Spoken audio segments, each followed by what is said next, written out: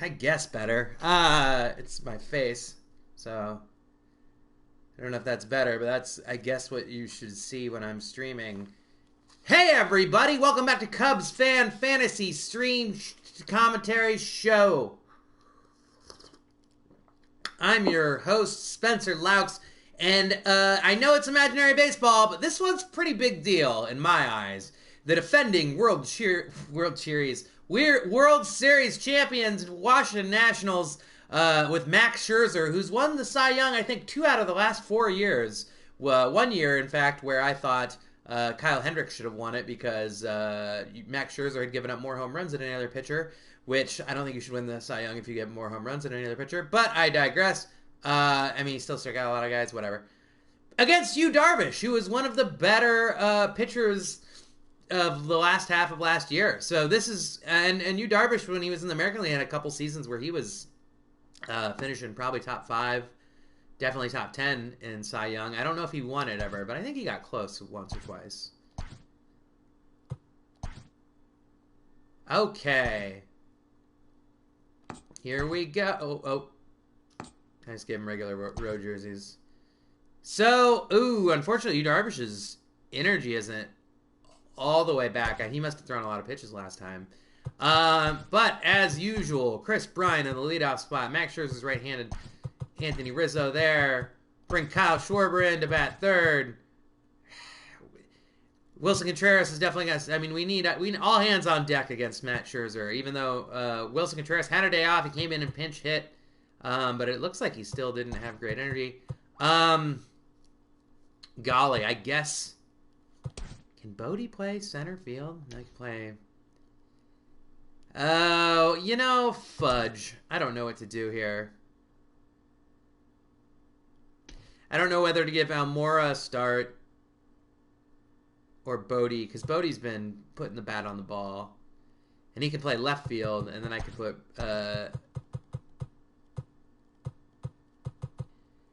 Yeah, Almora, sorry, this is just too important of a game. I'm going to put Hayward in center.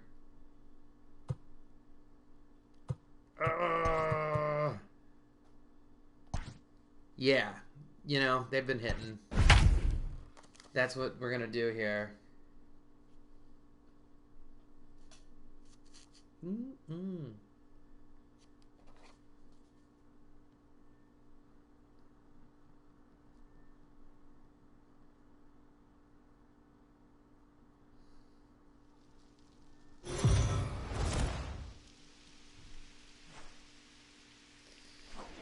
But yeah, here we go.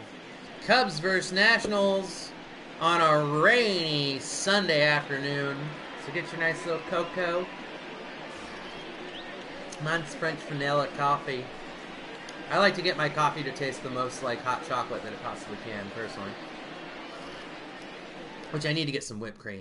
That's the thing I keep forgetting. Max Scherzer, 2-1 record with an ERA of almost 5, which is bad for him. But the strikeouts are definitely there, and the not too many walks. The whip's not great, but like I said, he has won the Cy Young 2 out of the last 4 years. That is very good. Chris Bryant, former National League Rookie of the Year, former National League MVP, former loser of grievance against the Chicago Cubs to get a year of free agency earlier due to service time manipulation. But he's still getting paid $20 million, so...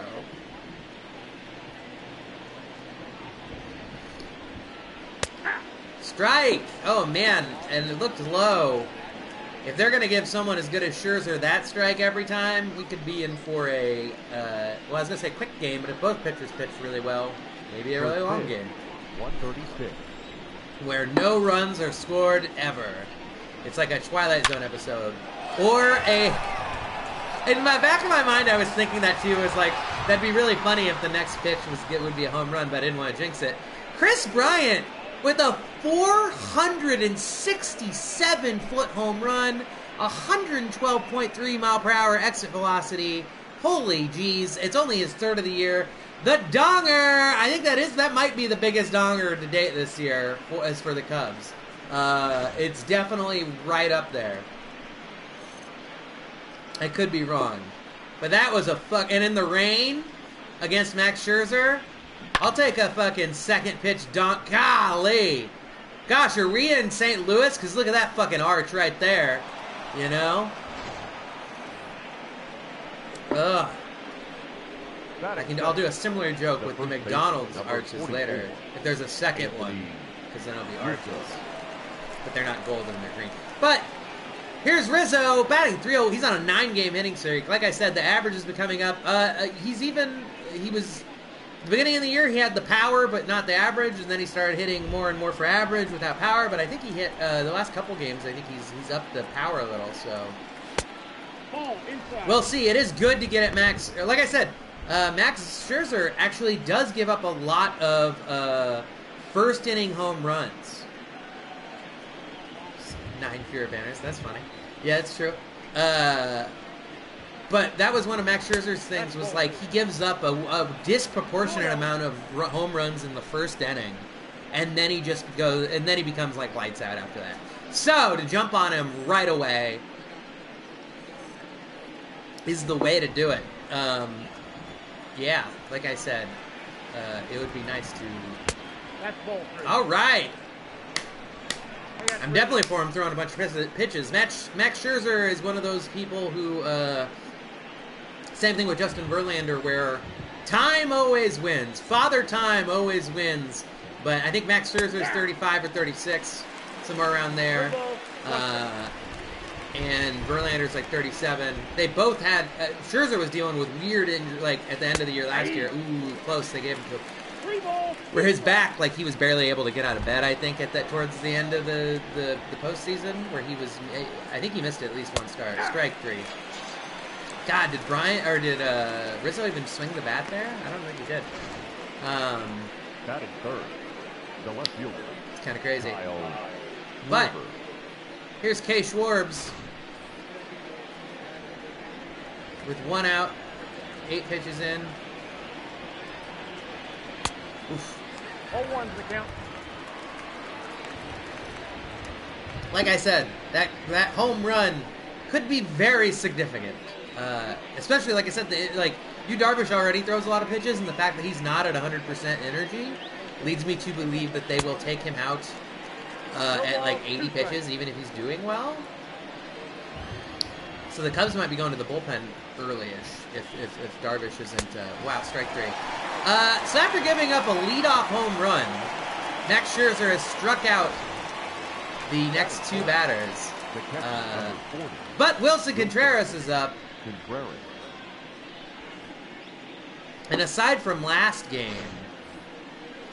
or did he start last game? The last game he started, he didn't get a hit, and that was like amazing that he didn't do anything because he has been so good. Look at that, 406 average. He's got 10 home runs, a 406 average with a 1.353 OPS. That's the kind of numbers that, regardless of your position, if you extrapolate those numbers over the entire season, you're going to be the MVP. If you do that as a catcher, 1,000% you're going to be an MVP. Yeah. The offensive output overall for a catcher is generally a lot lower expectations overall. Because they're just not getting as many at-bats in general.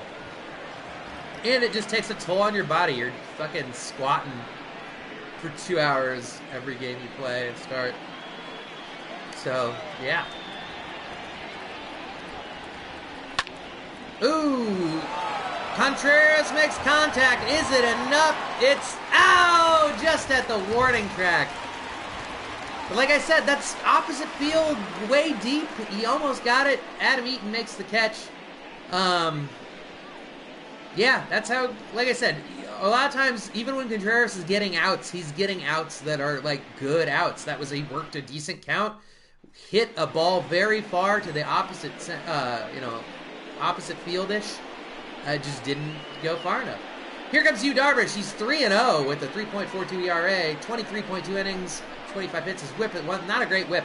8 walks to 24 strikeouts. So the strikeouts are there. I think he's had a little bit better control the last game or two. Leading up for the Nationals. So Adam Eaton's the center up. fielder, Adam Eaton.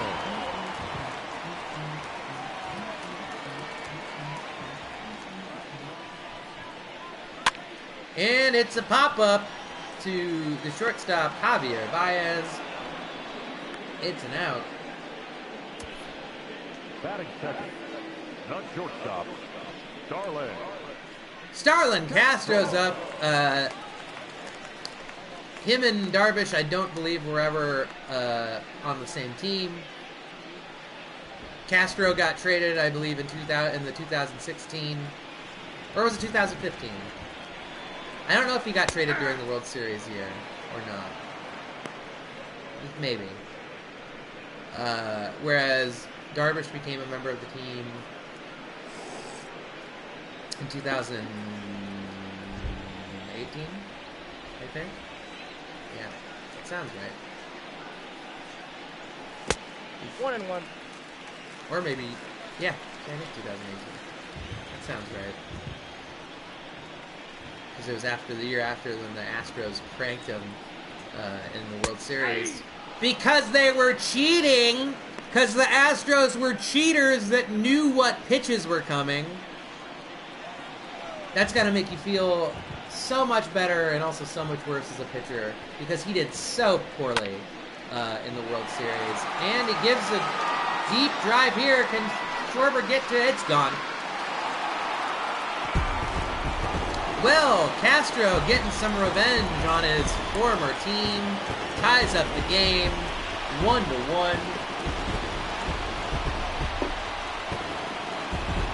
The fans love it.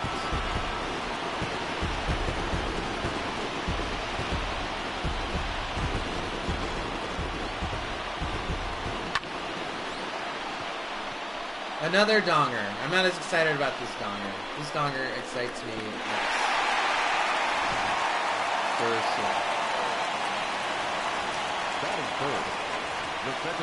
Well, Howie Kendrick's up, who's got a pretty dang good average for the year, 325. Like I keep saying, this is how they thought he was going to be hitting a lot. Did I say 2019 something MVP? Was he the MVP of one of the series? Ooh. Ooh.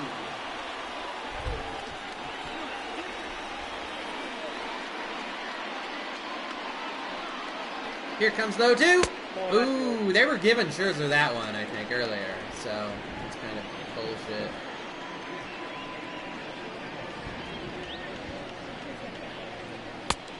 Tries to go outside 2-2 to Howie Kendrick. Guessing he's going to... let's challenge him with a heater here. Or that or a slider. He challenges him with the heater. Howie Kendrick says, challenge accepted.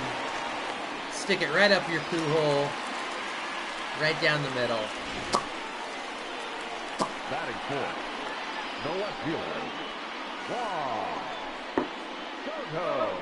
well, what I was billing as a pitcher's duel, thus far, has not necessarily been that. I mean, we can see here, it's still only 1-1. But, Darvish has given up 2 hits. One of them a home run. Scherzer's given up a hit. It was a home run, although he struck out 2 after that. Or 3 or wait. Yeah, he struck out 2 and then gave up a long fly ball. So. Oh, that pitch is out. Like I said, Juan Soto last 9 games has double and a 6 RBI. He must have a lot of singles then if he has 6 RBI with 1 double. I do not think I think if you do that, C. Jarvie 1, if you strip the Astros of the title, that it would be bad for I think the only reason they didn't do it is because it would be bad for the game. I do think that the punishment was not bad enough, because it was like a $5 million fine, which is like $5 million. That's like paying a mediocre player. And then they lost their first, or they lost some draft picks for the next 2 years. But their team is like, is set as far as like, especially offensively.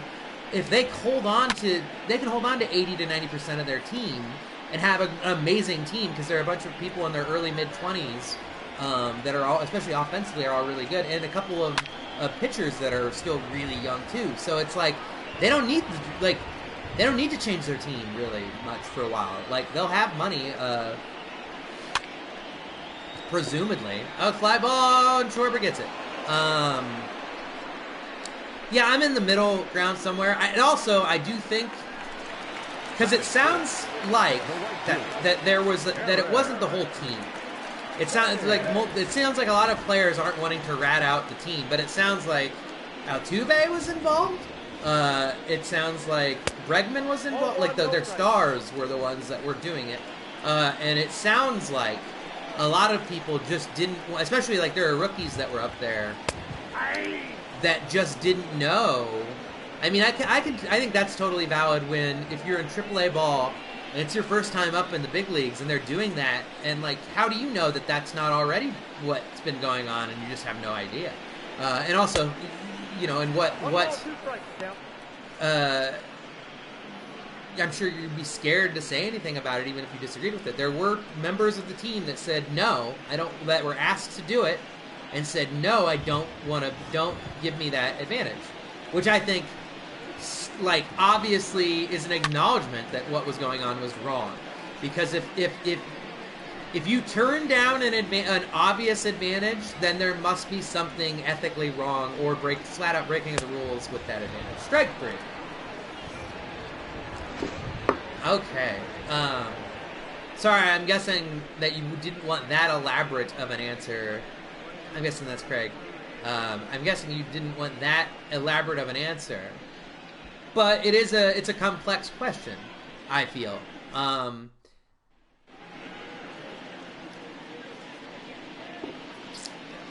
Sure, but I feel that this is worse than steroids. There are a lot of people that feel this is worse than steroids.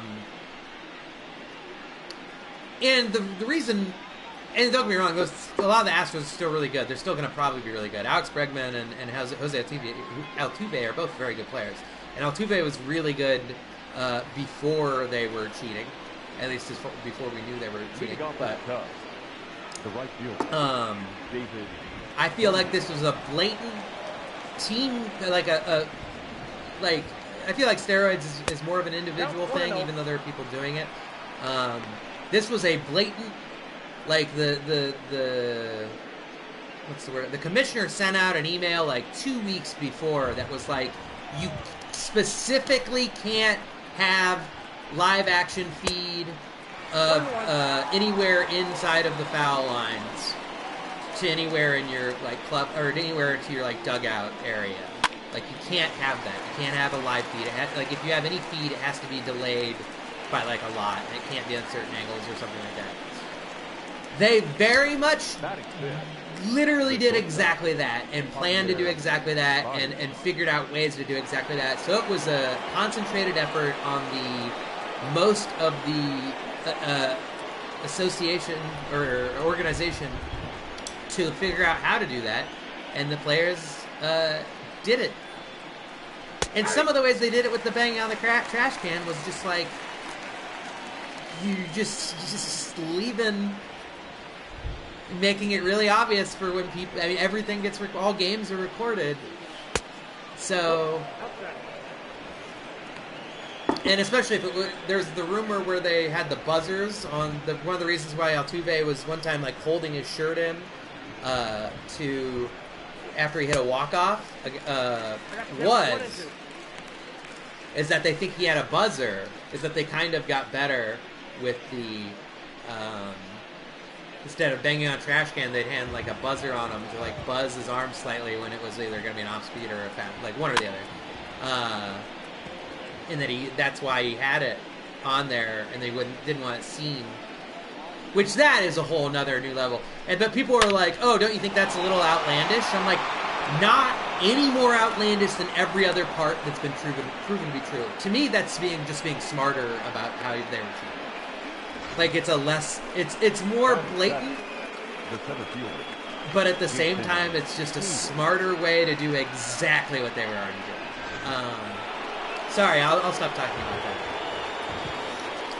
We were maybe going to have Nick Quinn on the show here later, and he's an Astros fan. But now that I've talked about it in depth, I will stray away from that. But Jason Hayward's up with 1 out. Yeah, I haven't paid attention to the game. With 1 out, I don't even know what the count is. 0 pitch. Ball 1. All right. Yeah, let's get Max Scherzer throwing some pitches because Darvish was already 20-some pitches in after the first inning. That's a bad sign. I don't know who the Cubs swingman is going to be. Ooh, they do a pitch out. I think Alec Mills has often been pitching when they've had multiple innings. Jeremy Jeffress sometimes is doing it. Jeremy Jeffress has been not great most of the time. I would rather have Alec Mills. I feel like Rowan Wick hasn't pitched a lot lately, but he's more of a setup or closer. I need to look at all the... if I looked up everyone's stamina in the bullpen, it would give me a lot better idea of how to predict things, of who they would bring in earlier innings to be a long relief arm. Because I don't know if Adbert Azalea... that would be one thing that I would have maybe done if I had manipulated the game more, would be bring Adbert Azalea, whatever his name is. He played some last year. But I would maybe bring him, promote him to the majors, and at least give him some spot starts maybe when people are tired, like how Darvish was already tired. Like if it wasn't a Darvish for Scherzer thing, I maybe would have given someone like Adbert Azalea a spot. Also, I don't know if this game... it might. I need to look, but they're supposed to have a 26-man roster now, so it's kind of interesting because which is one more than what it's been for a long time. It's usually been a 25-man roster. Now it's 26-man roster, so everyone has another bench player. So it's really interesting to see how everyone decides what they want to add, whether it be a third catcher or just another utility guy or one guy that's just really fast. Because that's not a bad idea. If you have someone who just can't hit at all, but is so fast or so good at defense and so fast, you can now waste. You can waste a spot on that, and it won't hurt you any more than it, because it's just an extra guy. So definitely, as far as specialists go, or even have a hitter that is terrible at fielding, that just a pinch hitter guy that you don't plan on keeping after he hits, you can have that too. I don't know. I'm a fan of having a bigger roster. Oh my goodness, that was a bad swing. What does Scherzer have? 4 strikeouts now? It's at least 4, right? I don't know. He has a lot of strikeouts. Up next, tie game: Suzuki, Cabrera, and Zimmerman.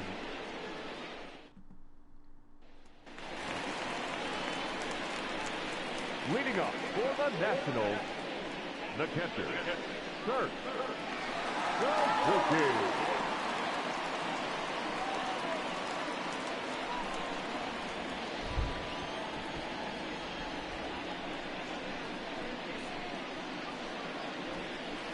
Kurt Suzuki's up, pops it up. This would be nice to get this one. It looks like Rizzo has it. Fantastic, because Darvish is 24 pitches already into the second inning, so one pitch out is exactly what the doctor ordered there. As Drupal Cabrera, batting .353 with a .429 OBP, even though in real life, I don't know if he'd have a starting position even.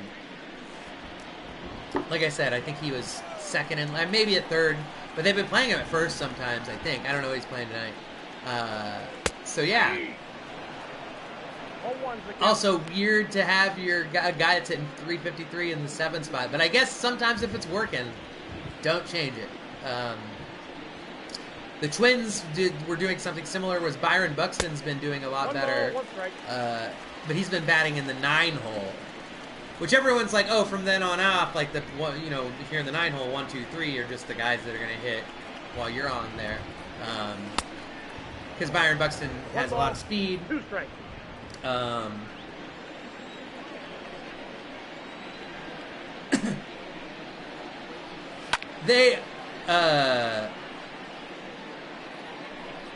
They didn't get rid. Did they get rid of the 40-man roster altogether?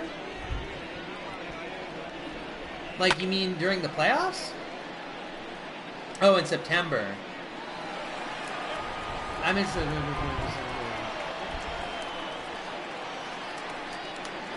I genuinely don't know, so I'm gonna look that up. The roster is really eliminated. Oh, which team will have 40 players?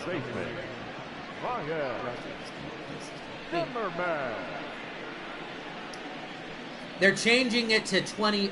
So yeah, it's no longer 40, but it is 28 though. So I like that. That's fair.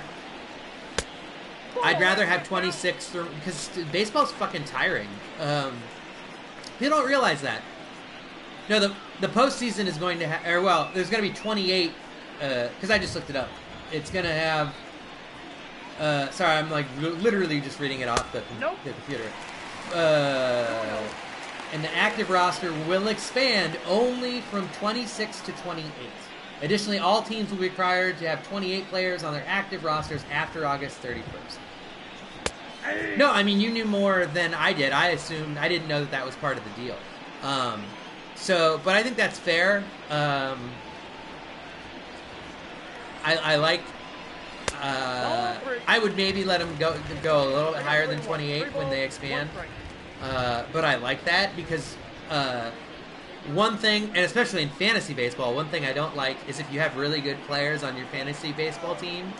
If they're on a really good team that's like 10 games up in the last week, there's no reason to just sit your really good players to give them rest to get ready for the postseason.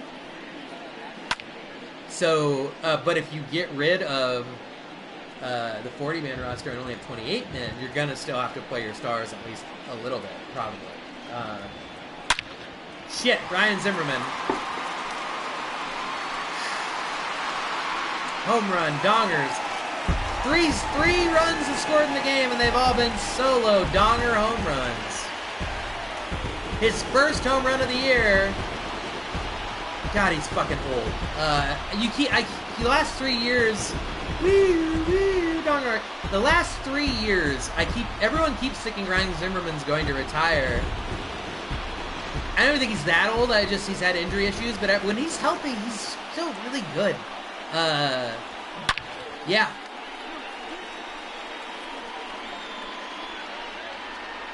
He hit that ball far.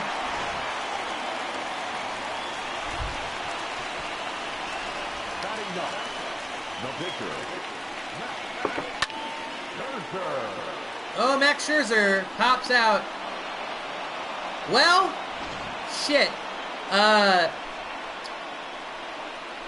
It's been real weird. Both pitchers have just been, like, the bulk of the hits off of the pitchers have been home runs. Yeah. Well, here comes Yu Darvish, batting .167 for the year.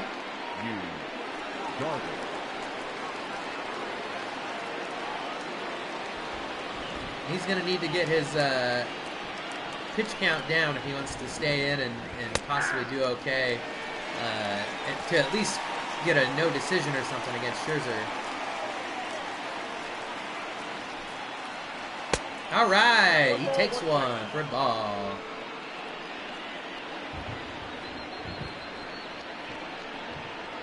Yeah, Scherzer is a workhorse too. Scherzer is one of the few pitchers who, like I said, even though he's getting older, he's been one of the few pitchers where I think he consistently will throw about 200 innings, and he has over 200 strikeouts.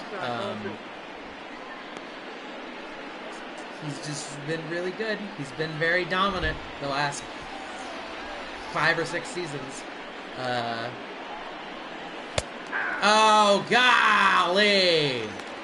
I thought there was another one that was a ball too. That looked like it was close to being a ball. Now batting.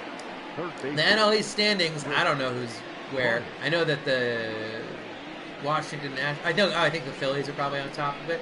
But the Nationals are at the bottom. Chris Bryant, the lone shining star thus far for the Cubs offense,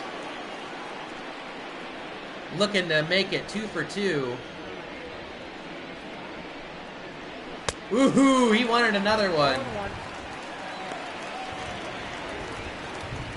He's 3 for 15, one of which was a very long home run in the first inning, first at bat of the game. Nope, outside.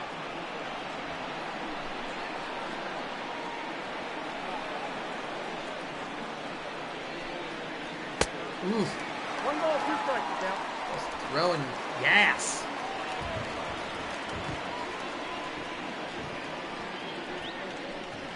Nice eye by Chris. 2-2.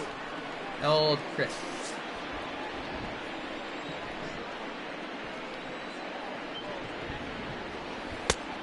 Three and 2.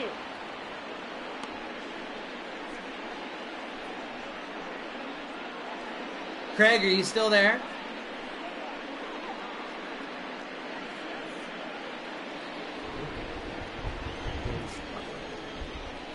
Darn it, you hit it when it's buffering.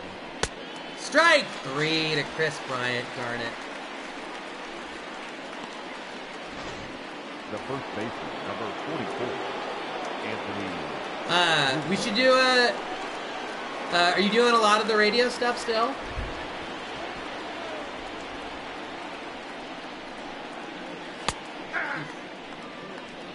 All ones the count.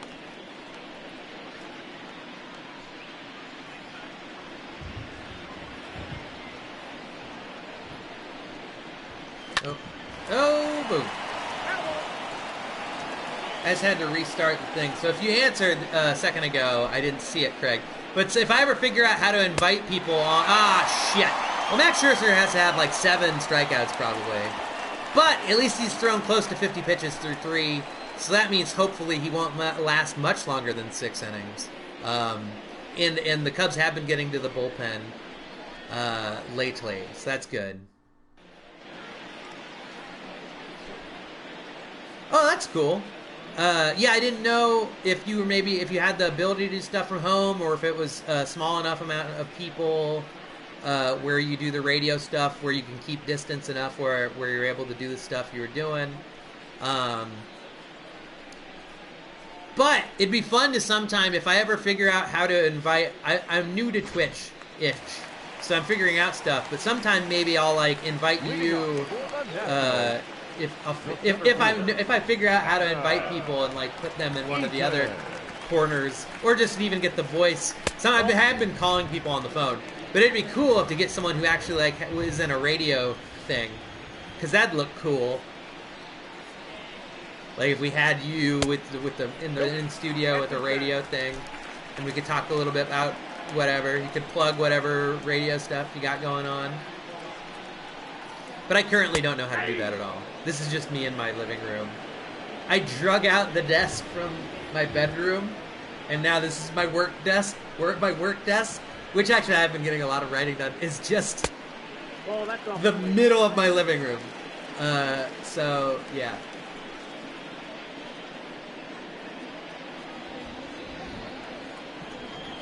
Yeah, no, it's interesting. You should definitely consider it. I'm thinking about starting to Twitch other stuff too.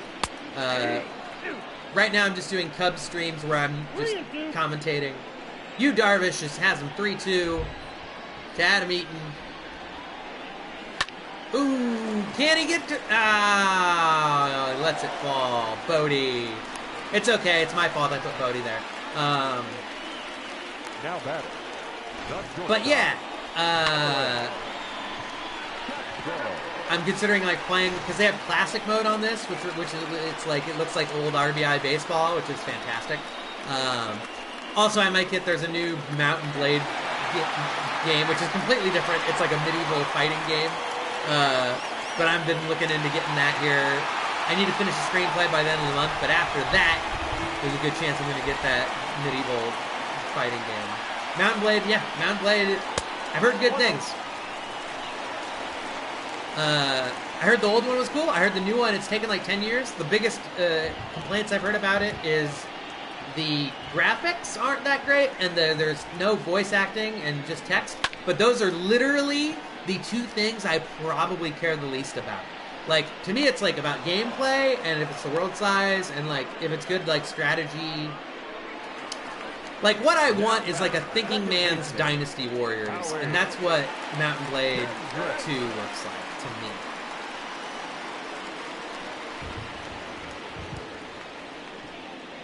All right, 1 out. Gets the strike called on the outside with the what looked like was a slider. It's hard for me to tell sometimes when Darvish is throwing the slider or the cutter. Am I just dumb, or does his cutter have that much movement to it? Oh, the runner's up! And got him! Yeah! Wilson Contreras making sure, helping out.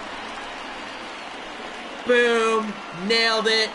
His speed was 69, so go blow people while you're getting blown on the bench with your 69 speed there. Whoever was on base. I should have been paying better attention there. Howie Kendrick makes contact. That's going to be at least a double. Fortunately for the Cubs, getting him out. How is Howie Kendrick's only a 20 in speed? I don't buy that at all. Howie Kendrick should be much faster.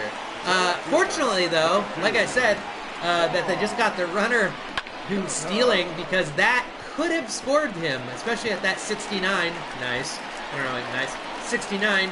Nice speed.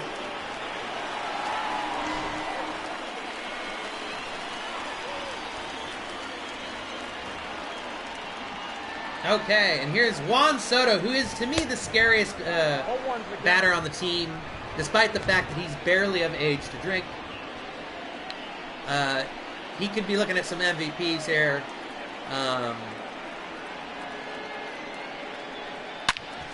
Oh, shit. Yeah, okay. Schwarber gets to it. I'm going to get a coffee. The speed limit on Highway 69 is, I don't know. Split.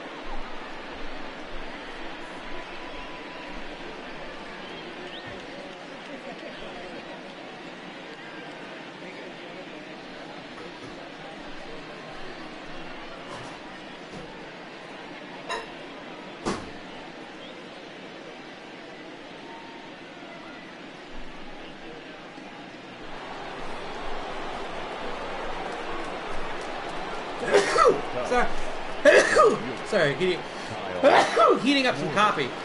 Kyle Schwarber 0 for 1. My coffee maker makes coffee just hot enough to be frustratingly not hot enough. Like, it's hot enough to take a sip and be like, yeah, I guess. Like, it's not. It's hot enough where I don't think it's broken, but it's not hot enough where I think it's working. I don't know. 1-1. It's frustrating. I'm frustrating. Oh no, my coffee machine isn't working. Boo-hoo. And I didn't even buy it. It was like one of my room. Oh, Schwarber hits into the shift! Or away from the shift. I don't know what you want to call it. Hitting into the shift would imply that they got it. He hit, their shift didn't work. Surely there's a more eloquent way for me to say that. But Schwarber is on base is the most important part of that, with Wilson Contreras, who with one swing of the bat could very easily make this a Cubs lead. Ooh, rips it with good contact, but a little early on it there. Wilson Phillips Contreras, that's his real middle name. Don't look it up, just believe me.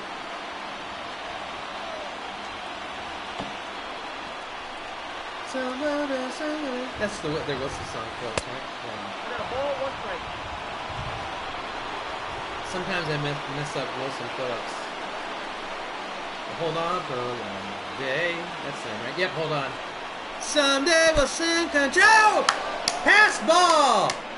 Kyle Schwarber gets to second, and with the way Scherzer's been striking everybody out, you need every base you can get right now. Hold on for one more pitch. Wilson.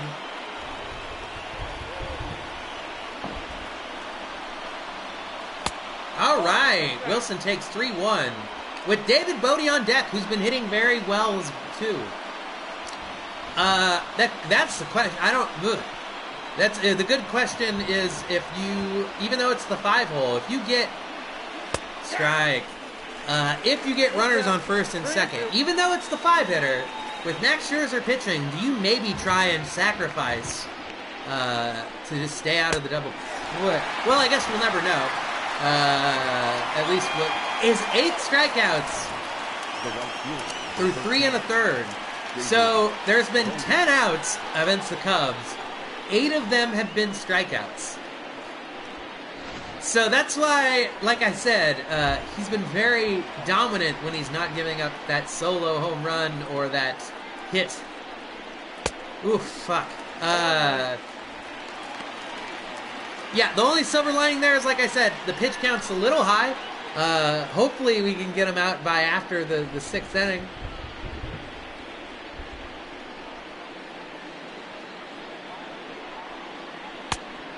Ball, that's in. All right. 0 for 1, 1-1 pitch to David Bodie. Nice eye, Bodie. Bodie was one of those players that they gave a contract extension to where it's probably going to work out okay for both sides, as he's a not everyday starter, but he starts enough, and he's versatile. He's a utility guy. I said versatile, weird. Versatile. But oh, he hits it into the gap. That's going to score Schwarber. Probably be at least 2 for Bodie. He's going to stay at second, I believe. And just like that, the Cubs have tied the game. So despite Max Scherzer striking out literally the majority of the Cubs today, he finds himself in a tie game right now with a man at second with 1 out. And I believe Javi Baez is up. He is. Who's 1 for 1 on the day. Ooh, foul tip. Strike 1. Yeah, you gotta hope and assume that all those numbers for Javier Baez are gonna come up, especially the average. The on-base percentage it might not be high because he doesn't walk a lot, but you gotta hope and assume that the average will come up. A lot of people were talking about how he, the last couple years, has been a statistical anomaly because with as many pitches as he swings at, like that, that your average shouldn't be as high as his average has been. But there are anomalies. Not everyone is like most everyone. And he, for the last couple seasons at least, has been the exception, one of the exceptions to the rule. That's the sort of pitch that he will often swing at, which is one of my points. But also, it's one of those pitches where sometimes, somehow, he'll, loft it over the first baseman's head. 3-2 gets worked a very good at-bat.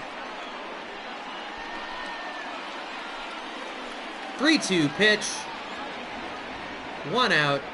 Scherzer to Baez. Here it comes. Ooh, foul tip.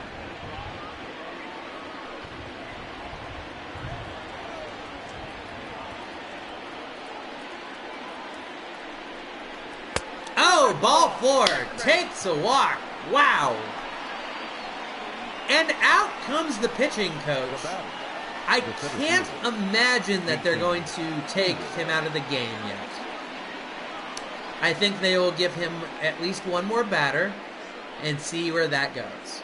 I would love it if they took him out of the game right now, when 8 out of the 10 outs have been strikeouts. I would like that pitcher to no longer be in the baseball game. But they're leaving him in. We'll see what Jason Hayward can do. He's 0 for 1, back in the 7th spot. After yesterday, I think I had him in the 3-hole. He did not maintain the privilege of getting to bat at that great spot in the order. But he's playing center field today. He's a team player. He's a good he's a good clubhouse guy. Here we go. Fouls it off. 0-2. Not looking great, but at least we're 70 pitches into the 4th inning for Scherzer. All right, ball 1. Nice take. Count is 1 and 2. If Scherzer's thrown 23 pitches this inning, that's good. That is good for the Cubs. They needed that. Strike 3. Max Scherzer has 9 strikeouts. 9 of the 9 times. The Cubs have struck out 9 times. That works for not only Ferris Bueller fans, but also Cubs fans, because that's a Chicago movie and they go to a Cubs game. So it works on a few different levels. Jason Kipnis up, who is batting okay this year. Let's see here. The season, he's 8 for 28. So yeah, he keeps on batting 286. I feel like his average has been his state. I don't know how it consistently is 286. But he hits a lot of doubles. I feel like at least a good amount of his strike, too. I feel like a lot of his hits have been doubles. Ooh, and he's batting 375 with runners in scoring position, so take from that what you will. Either that he's good at it or he's due for regression. 10 strikeouts for Max Scherzer. Max Scherzer in double-digit strikeouts after 4 innings. Into the gap, David Bodie puts it to tie up the game. To put that into perspective, Max Scherzer, if he were to pitch the whole game, is ahead of the pace for the record for most strikeouts in a baseball game. There's been 20 strikeouts, I think, 2 or 3 times, I believe, is the most. I think Randy Johnson did it once or twice, maybe Roger Clemens, maybe Kerry Wood did it. And then I think, did Scherzer do it? Scherzer maybe has done it? I feel like somebody else recently has done it, and I think it was Scherzer a few years ago. So it isn't impossible. Like, I know it's a video game, and those look like video game numbers, but it isn't out of the realm of possibility from reality, because he's done it before. Eric Thames is coming in. He's 0 for 1, but he's coming into the batter's box again.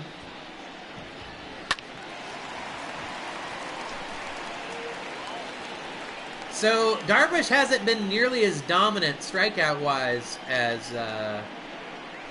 Scherzer is. Okay, so Clemens and Wood both had... I know Randy Johnson had 1, maybe 2. And I'm pretty sure Scherzer had...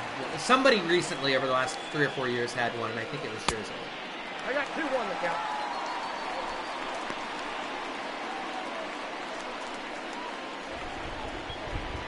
I could be wrong. That's another one I maybe need to look up. But I feel somewhat close to being right there. Oh! Strike 2! I thought it was strike 3 for a second. But, yeah, Yu Darvish hasn't been nearly as dominant strikeout-wise, but at least his pitch count is a little lower just because when you throw that many strikeouts, like when contact's not being made with the ball, there's maybe going to be more pitches because the ball's not getting put in play. Strike 3! What is that, his 3rd strikeout? I don't even know. 3rd strikeout for Yu Darvish.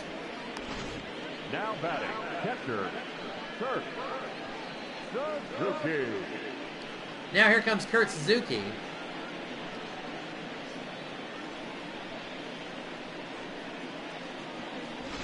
Sorry, I'm just grooving out. That's when I know the coffee's going okay, as I start grooving out to the music. All right, I was right. Scherzer and Johnson. Did Johnson do it twice? I feel like Johnson did it twice. Although one of the games might have been like a 10-inning game or something.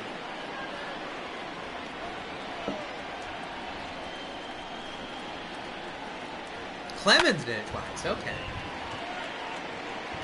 That's deep, but Jason Hayward brings it in. Okay. But that's also amazing, though. In that, can you imagine?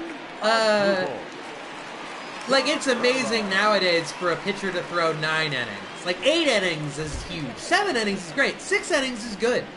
To have pitchers pitch 10 innings, that's insane. Strike 1. I was just reading about the the Rich Hill game, where Rich Hill had a no-hitter. He was perfect through 8 innings, and then there was an error given up in the 9th inning, and the score was 0-0.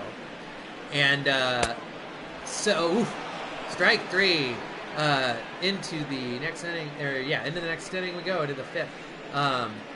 But Rich Hill had thrown 98 pitches, no-hitter through 9 innings, 10 strikeouts. Goes into extra inning. Rich Hill's still pitching. Harrison, I think Josh Harrison's up, hits a walk-off home run. So, in regulation, he had a no-hitter game with 10 strikeouts and no walks. Gets a loss with a walk-off home run. Was that you, Darvish? So Max Scherzer's been striking out most people tonight. You, Darvish, just rips a single up the middle. Wow. The third baseman. Just first pitch. Well, and now there's a runner on first with Chris Bryant, who's done half the damage for the Cubs today as far as runs and RBI goes. Takes it inside. And the solo home run in the first. 1-0 count. Max Scherzer, like I said, getting up there in pitches. That's in. Ball 2. I almost said strike 2. Ball 2.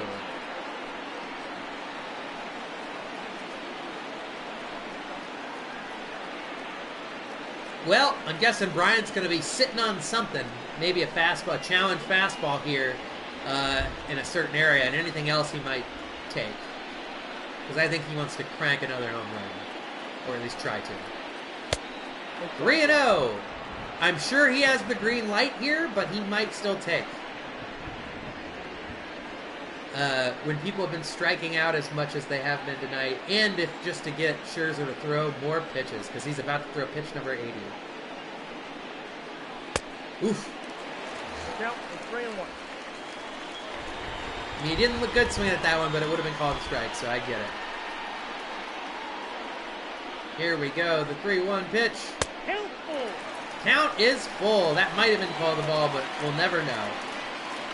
So, 3-2 to Chris Bryant, who led off the game with maybe it was a first or second pitch home run, I believe. It was a home run. It was a first at bat home run. First hitter of the game home run, but... Oh! Chris Bryant says one's not enough. I'd rather go opposite field and make it 2 home runs, 410 feet. Chris Bryant today, if you add up both of his home runs, would be a shitload of length. It'd be 850 something feet as how long his cumulative amount of feet his balls have gone. This time, like I said, opposite field. Gosh, with those, if you put that one with his other home run, it's like McDonald's with those arches. Except they're not golden. But I said I was going to say that earlier, so I did. But now the Cubs have a 4-2 lead. And Anthony Rizzo's up. And presumably, this presumably will be Max Scherzer's last inning, as he's into 80-some pitches and has given up 4 runs. Strike 2. Rizzo, the last 6 games, I think it said 5 RBI or 5 runs, something like that. Here's the 0-2 to Rizzo. He's waiting for it. Ball. Ooh, little high, little high. Good take, good take. Good take, good pitch, too. Good waste pitch when you have someone 0-2. So Suero and I believe Harper are in the bullpen for the Nationals. Good fouls it off there.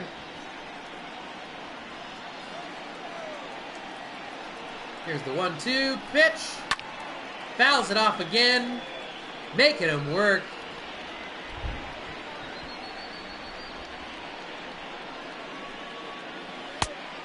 I got to count 2-2. 2-2 to Anthony Rizzo. Scherzer about to throw, about to clips the Back to the Future for pitching mark. That's what we call 88. It's pitches instead of miles per hour. But 89, pitch 89. Oh, Rizzo works it from 0-2 to 3-2. What a great at bat. I would not be surprised if Rizzo gets on base here to have a pitching change, but we'll see. I'm guessing they will take Scherzer out now. Up next for the Cubs. But we'll see. Sometimes with an ace like Scherzer, when you kind of earn the right to stay in longer than normal pitchers, which I think is the case here, because if you didn't have 2 Cy Youngs, I'm guessing you'd get taken out right about now.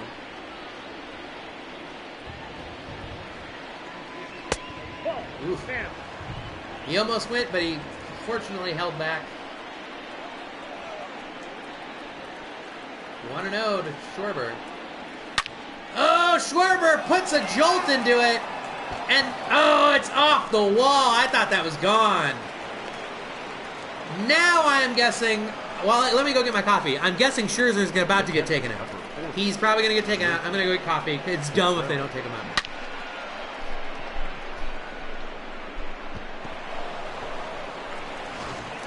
Ladies and gentlemen, your attention please. Now pitching for Washington, number 55. Well at it. Aaliyah.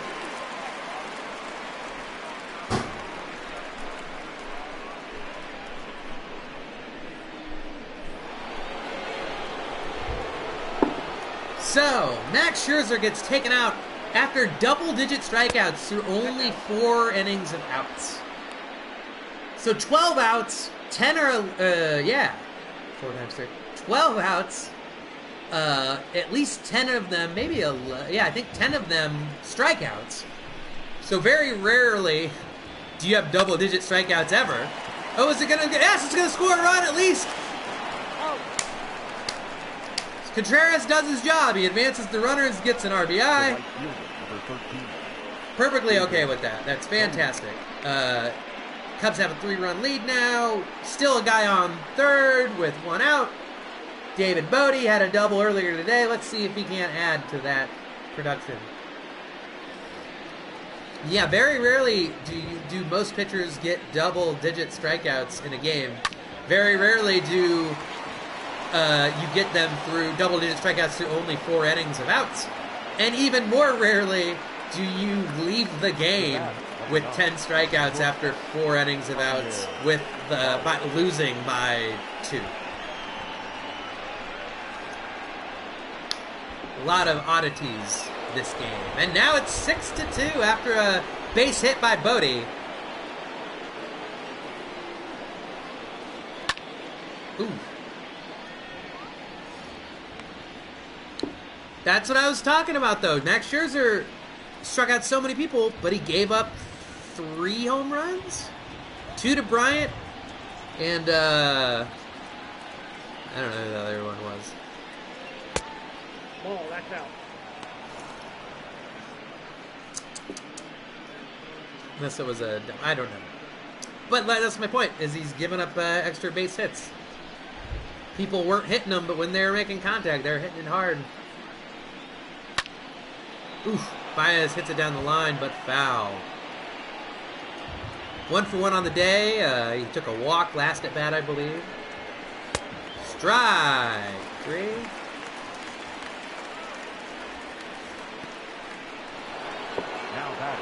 Now batting, Jason Hayward. He's due for a hit. I feel like he hasn't been hitting much lately. But maybe it's just because the last couple of weeks. Strike 1. Ooh, he's 1 home run shy of 150 home runs, which is sort of a milestone. It's not a lot of home runs, but it's still respectable. Especially when you're more known for your defense.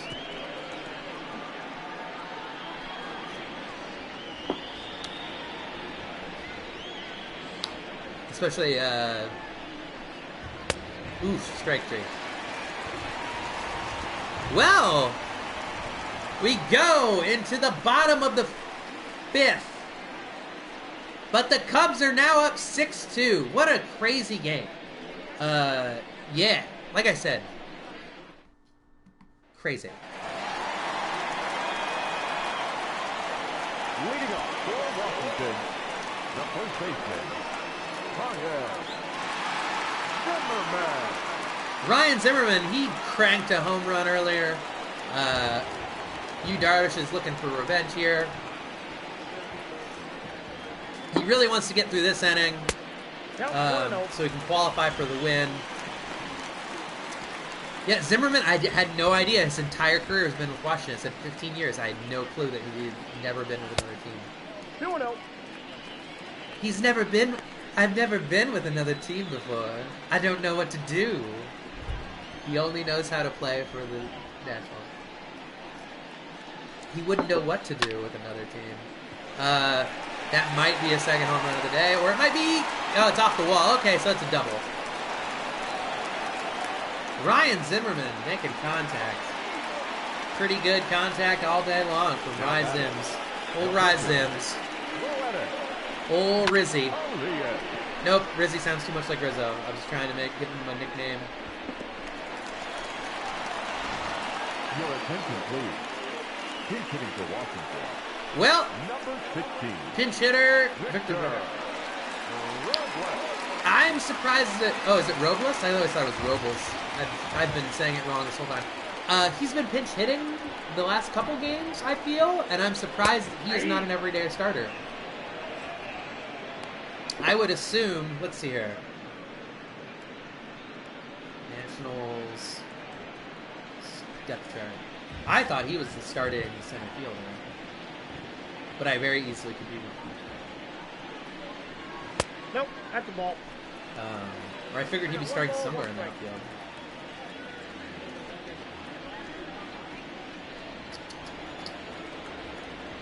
Yeah. It says he's the starting center fielder, and then Michael Taylor is the... Ooh, gets one! But... Okay. So I don't know... I'm trying to figure out who all is in the outfield. Adam Eaton. So it says Adam Eaton is the starting right fielder usually. Michael Taylor might be starting, or... That's all I can really see. I'm going to have to... Oh, maybe Canes? Yeah, Canes maybe is somewhere in the outfield, I guess. Inside, ball one.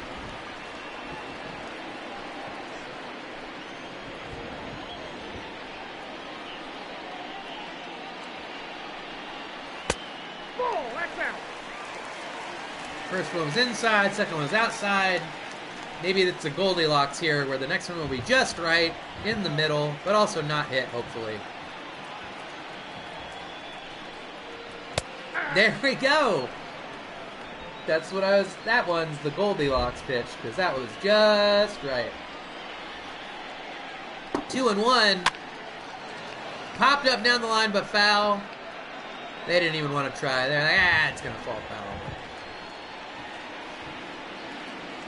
Ryan Zimmerman's birth... Oh, are you making a joke? Of my joke? It took me longer than it... I mean, it took me a second.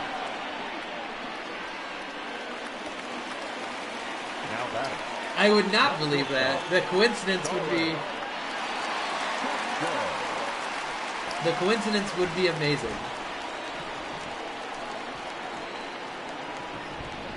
Like, I know you're joking, but you make me want to look it up, too.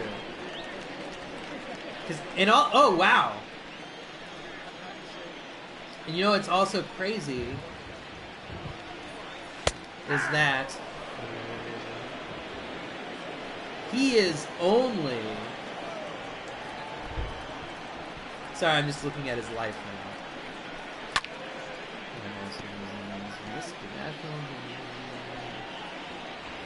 He is 7 days younger than me. Or, yeah. He's a week younger than me. So I was talking... Ooh, strike three, I missed.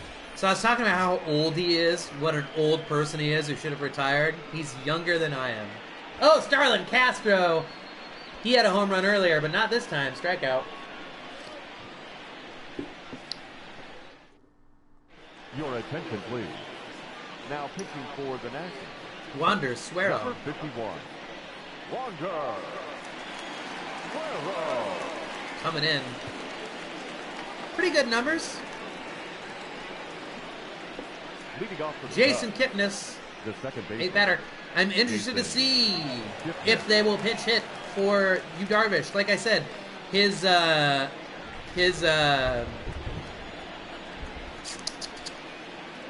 Darvish's, like I said, his energy was starting lower than his full energy bar.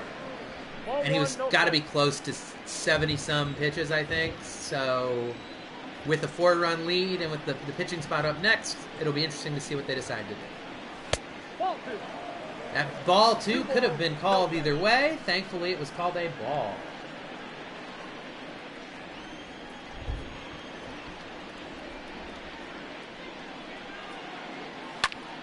Ooh, rips it down the line, but foul. 2-1 pitch from Wander Suero to Jason Kipnis.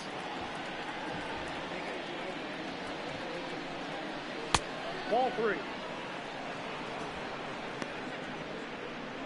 I told Rick that I was going to, he asked me if I was screaming.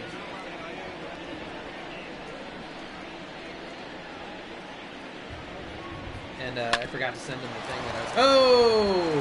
Hits it well, but it looks like they had to shift up. I'm very surprised that Now back. the shift I didn't realize was used on as many people as it is used on. It appears to be way more prevalent than I even... Yu Darvish is staying in! Cheers to you, man! I'm excited that they're keeping him in. I thought that there was a chance that they would maybe be pinch hitting for him, but it looks like they're going to give him a chance to try and get the quality start. Technically, he's already qualified for the win if he were to stop pitching right now. But... And also, he did start the last time wait, did the Cubs score when he was on?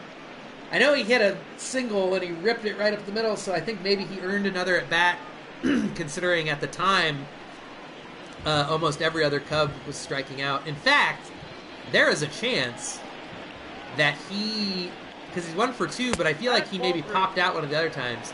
He maybe is the only Cub not to strike out today. Which is another, if that's true, I'm not for sure. I need to look at stats. But if that's true, that's another bonkers, weird, bizarre oddity of a baseball game on top of what has already been a weird baseball game.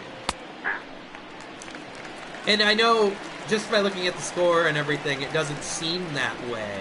But that's just, I don't know. But if you like baseball a lot, then it is a lot. Those things that have happened this game are super weird. 3-2 count. Darvish has worked the count 3-2. So regardless of what happened, which is probably going to strike out, he still has done a good at bat because anytime a pitcher gets a 3-2 count as a hitter, and now even more, anytime the pitcher works that big of a count, that's good.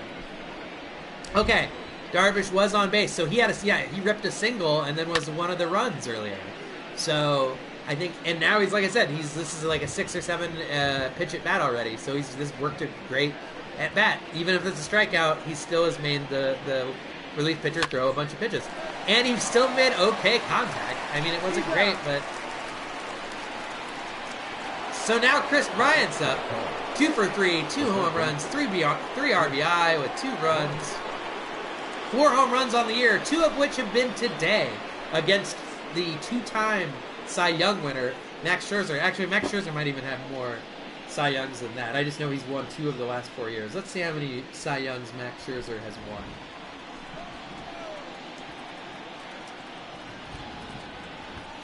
He's won the Cy Young 3 times, 2016, 2017, and then the first one was in 2013. So, yeah. Although, like I said, in 2016, I think Kyle Hendricks... I need to look at the overall numbers, but I liked Kyle Hendricks a lot that year. I think Kyle Hendricks had a fantastic year. He had consistency of just pitching good game after good game after good game.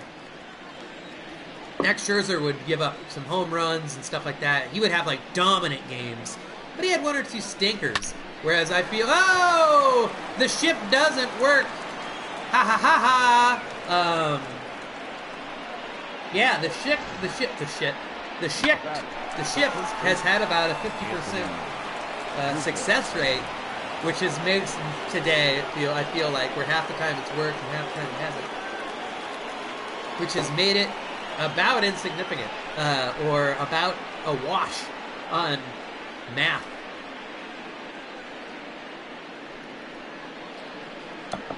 All right, Anthony Rizzo's 0 for 2 with a walk and a run. I think it said 3 for 14 his last 3 or 4 games. That's what it looked like. But here's Wander Suero's 17th pitch. 1-0. Or 18th pitch, sorry. Anthony Rizzo won the Gold Glove in 2019.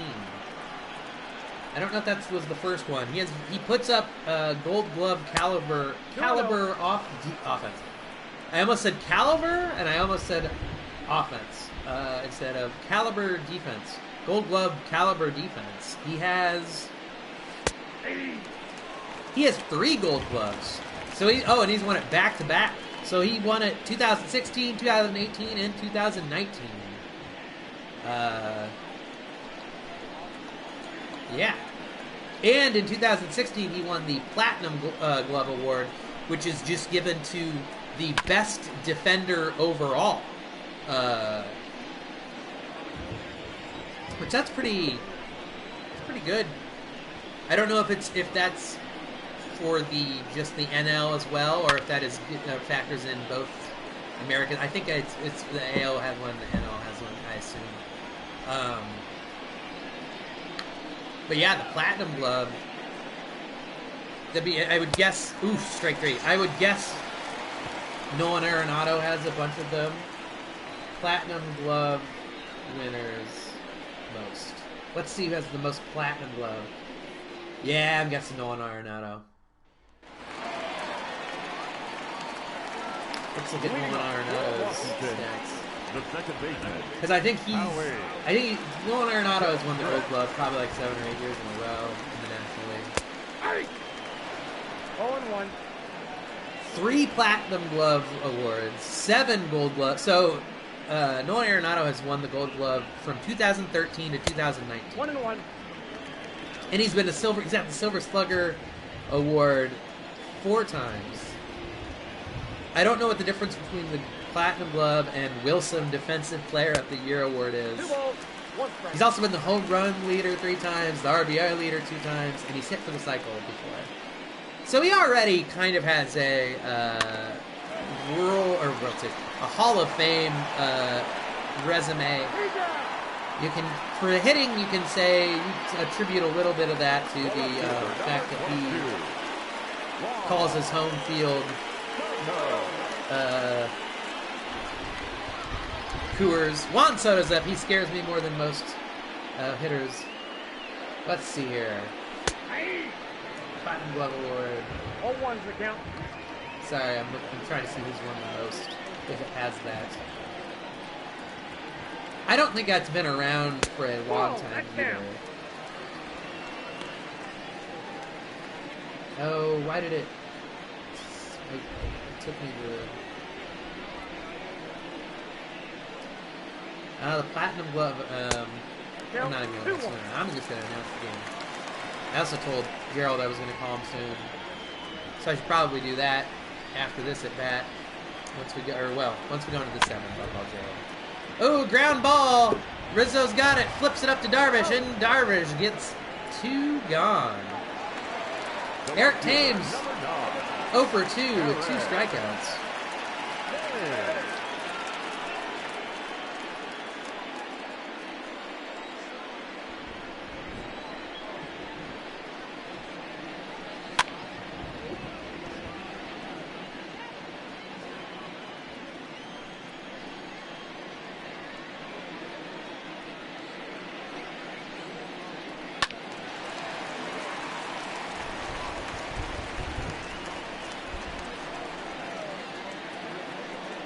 Oh, to 2 count. Ooh, that one dropped off.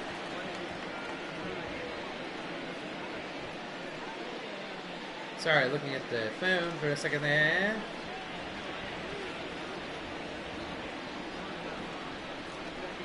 gonna pull up old Gerald's phone number. Gerald. He is a distant relative of Superman. Gerald. Does that track? Does that make sense?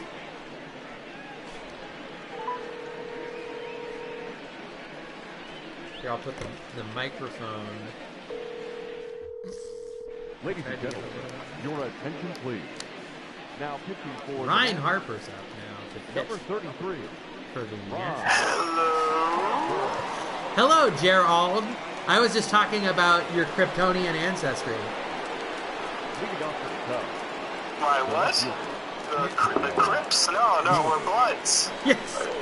Yeah, you were the first Bloods on the planet Kryptonite. Old Gerald. How you doing? No Living, one, no strike. Yeah? but not laughing and loving. Yeah. That's two things. If you called it, it's a living. I imagine that you are Fred Flintstone's garbage disposal right now. They go, it's a living. Yeah, I feel bad when he reached in to grab his ring and I took his hand off. Yes. That just happens. It's Yeah, no, that's fair. And then, were you like, if you want the ring back, you gotta get it out the other end? That's ball two. hey, listen, one way or another, there's gonna be a hand in my ass. Exactly, that's a twofer for you, right? Is not only do you get to eat human flesh, but then you also get a hand up your asshole. Yeah. But yeah, you've missed a crazy game, Gerald. That looks interesting here. The starting pitcher for the Nationals, he gave up a lot of runs, but he pitched. He got taken out in the fifth inning. Didn't get any outs, but so through the 4 innings he pitched, though, he's so that's 12 innings, right? Yeah. Or 12, not 12 innings, 12 outs through 4 innings. He struck out 10 of the 12 outs were strikeouts. Huh. That's insane. That's on pace to, if he were to pitch the whole game, that would be like a record in strikeouts. Because 20 strikeouts is the most anyone's ever pitched. And 4 people have done it. And he's one of them. He did it 3 years ago. Probably. Where he had a 20 strikeout. And then you said someone shot him, they took him out? Yes. It was one of the other people who had 20 strikeouts where they're like, not while I'm still alive is this guy gonna get to 21 strikeouts. They didn't kill him. Field next to a clock tower. Yes, exactly. They just grazed his arm, just enough to get him out of the game. But Nope, that's down. yeah. Yeah, that's... So how's quarantine going for you? Play a lot of Animal Crossing. Yeah, I'm jealous of that. Oh, Wilson Contreras hits it down the line. It's going to send, I think that's Schwarber to third. Strictly working off of his speed. I think he's around there, the 48 for speed. Yep, it's Schwarber. So runners at the corners. Sorry, Gerald, give me a sec, and I'll get back to you about Animal Crossing. But Wilson Contreras knocks it down the line to improve that already impressive over 400 average to have runners at the corners with nobody out, with David Bodie, who's already 2 for 3 with a double, single, and 2 RBI against Ryan Harper. Is that impressive, Gerald? Don't you think I've gotten really a lot better at announcing baseball in the short amount of time I've been doing it? I don't know anything about baseball. Yeah, but I mean, don't I sound like I know what I'm doing and pretty fluid? Sure. And you're the guy in the Eagle outfit? That's you, right? Yeah. That's where you're broadcasting. I'm hooked up. You know how have you watched that Big Bird documentary? I have a whole setup like that where I have a monitor inside the suit and my hands are working the mouth of the thing and it's a big whole production. It's a big workout. Let's see. that'd be interesting. A mascot simulation game where like you're judged based on how riled up you get the crowd. I don't know. See, Like that. Gerald, you come up with like $1 million ideas and then always just leave them there. Like you're the king of you're the king of not following through on amazing ideas. Like that could be a great virtual. Like imagine that as a virtual reality game. Where like you get to like choose your mascot. Like, do you want to be a chicken? What color of chicken do you want to be? Do you want to have like a big stupid like Philadelphia Fanatic nose? Like, yeah. Speaking of mascots, there's been the San Diego Chicken. I think they've been suing over that, maybe, or at one point they sued over that. Or the same thing with the Fanatic. There was a legal dispute over that because the marketing company that developed the Fanatic has once residuals on it from the Phillies, claiming that it's like their intellectual property. Nice. Yeah, it's interesting in how stupid it is. But still, I get both sides of it. Being like, I don't know. I'm sure they'll both come to a. It's one of those things where, as the marketing company, it's just like, let's just get them to give us $2 million. You know what I mean? Like, they'll be fine with that. Like, that works for everyone, right? Like, I'm guessing it's one of those things that they did for not very much money originally. And then it's like they looked at it and it's like, oh, they've made a bundle off of this. What, do the players you ever see them just eating while they're sitting down, just ribs? Sunflower seeds. They'll bring sunflower seeds onto the field with them, like in their back pocket, and just be like chewing on them. I don't. Do the players get free hot dogs? Do they get free ballpark dogs? I'm sure they do. They also will be eating. I think you'll see them eating like protein bar type shit, like Gatorade protein bar things every now and then. But I don't think you'll see them eating regular, like you don't see them eating like sandwiches or anything. Well, if I was in charge, there'd be a buffet back there in the dugout. I'm sure. That's in the clubhouse would be one. That is one thing, and to be honest, I'm guessing they sometimes will go to the clubhouse to eat something, just not on camera. That's one of the other amazing things is that, and I don't know if it's gotten better, but when you're in the minor leagues as opposed to the major leagues, like the food selection is great. Like when you're in the major leagues, like it's all there for you.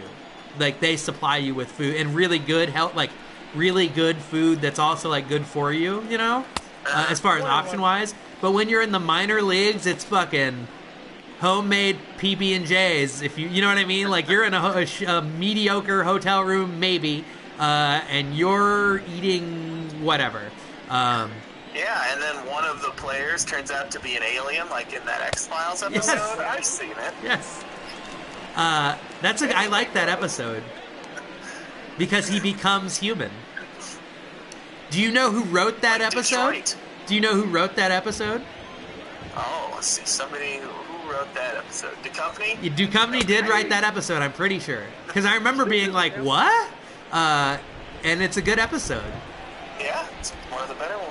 Probably one of the Because, best. spoiler alert, because he bleeds, and they're like, he has become human, right? Like, essentially.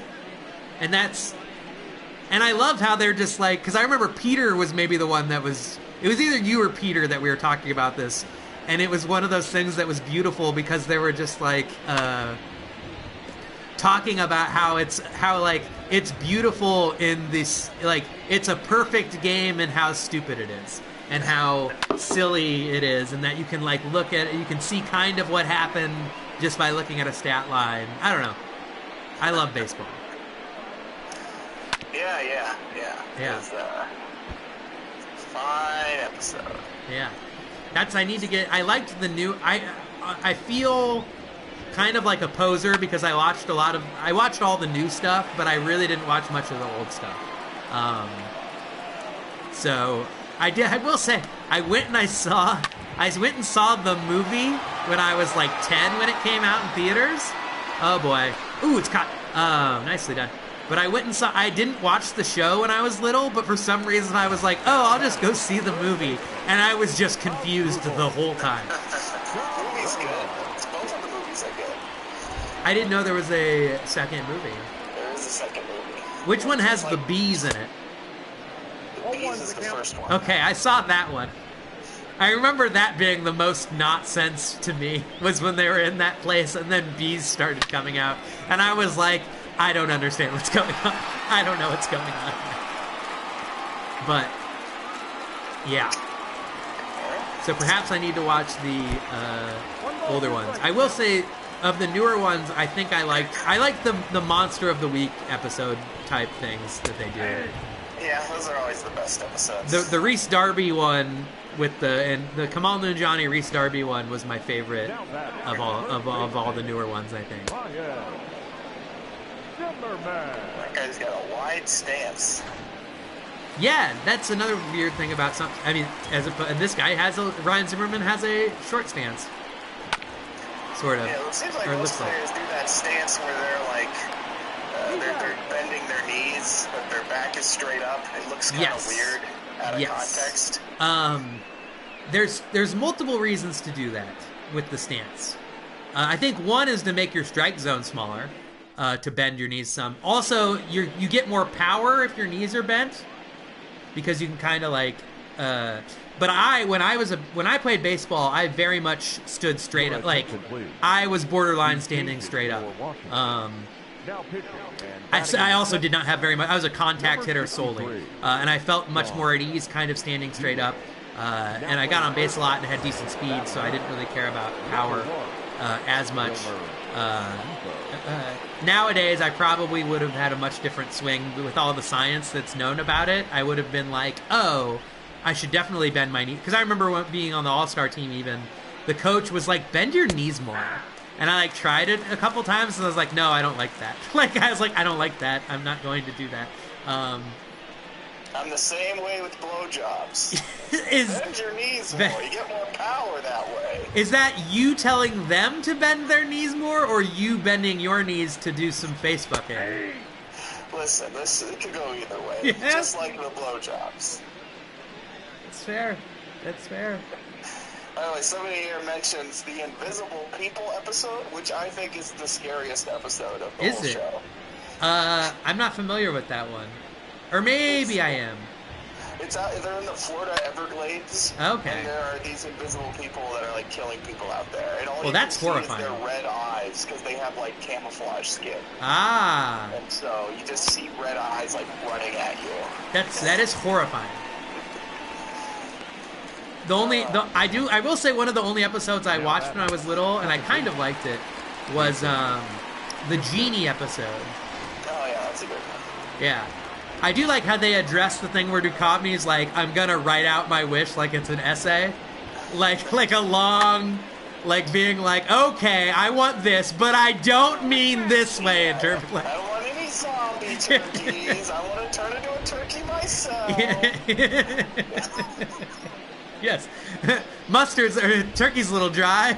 Turkey's a little dry. Yeah.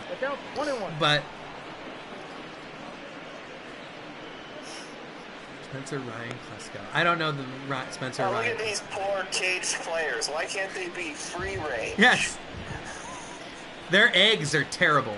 The bullpen player eggs that they produce. Ugh. 1 and 2. But yeah. So Animal Crossing, by the way. Strike 3 from Sean Doolittle. Sean Doolittle's doing a lot here. Ryan Klesko. Okay. I was thinking Mark Grace is kind of who I think my stance was most similar to. School Frog. But number 2. Oh yeah. I keep on looking online for Switches, and they're all very expensive right now. Apparently they've the production or the supply of them is limited right now as well. Yeah. So I think it's a mixture of the great. What? I said my Nintendo stock is doing great. I'm sure.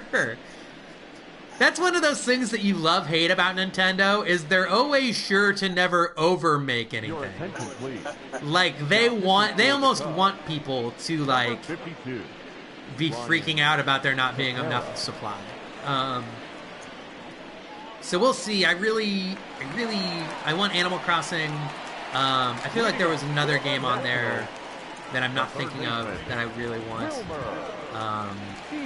Aside from that, I also really want. Link's Awakening. Yeah, that looks fun, especially because I never played the original, so it would be literally a whole new experience to me. Aside from knowing what the music is and kind of knowing the story. Although, doesn't that have a whole fucking "it was all a dream" bullshit to it? Not exactly. Okay, then don't tell me anything else. Then I'm glad, but it's sort of like that, though, isn't it? Okay, never mind. Don't tell me. But I'm also supposedly the Breath of the Wild sequel is supposed to come out this year, supposedly. But when has a Zelda game? The Breath of the Wild could carry disease, right? Well, yes, with the breath, 6 feet, Breath of the Wild at least, yeah.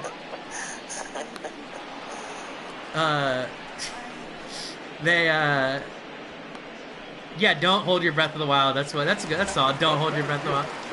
But because that's the other thing is like, can you think of a Zelda game that's ever been released on the first date they've told, or when was the last time that happened?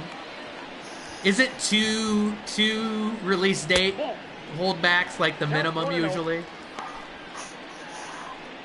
And I'm almost always like okay with it because I'm always like they have a good reason. Like they are waiting to make it the best game that it can be.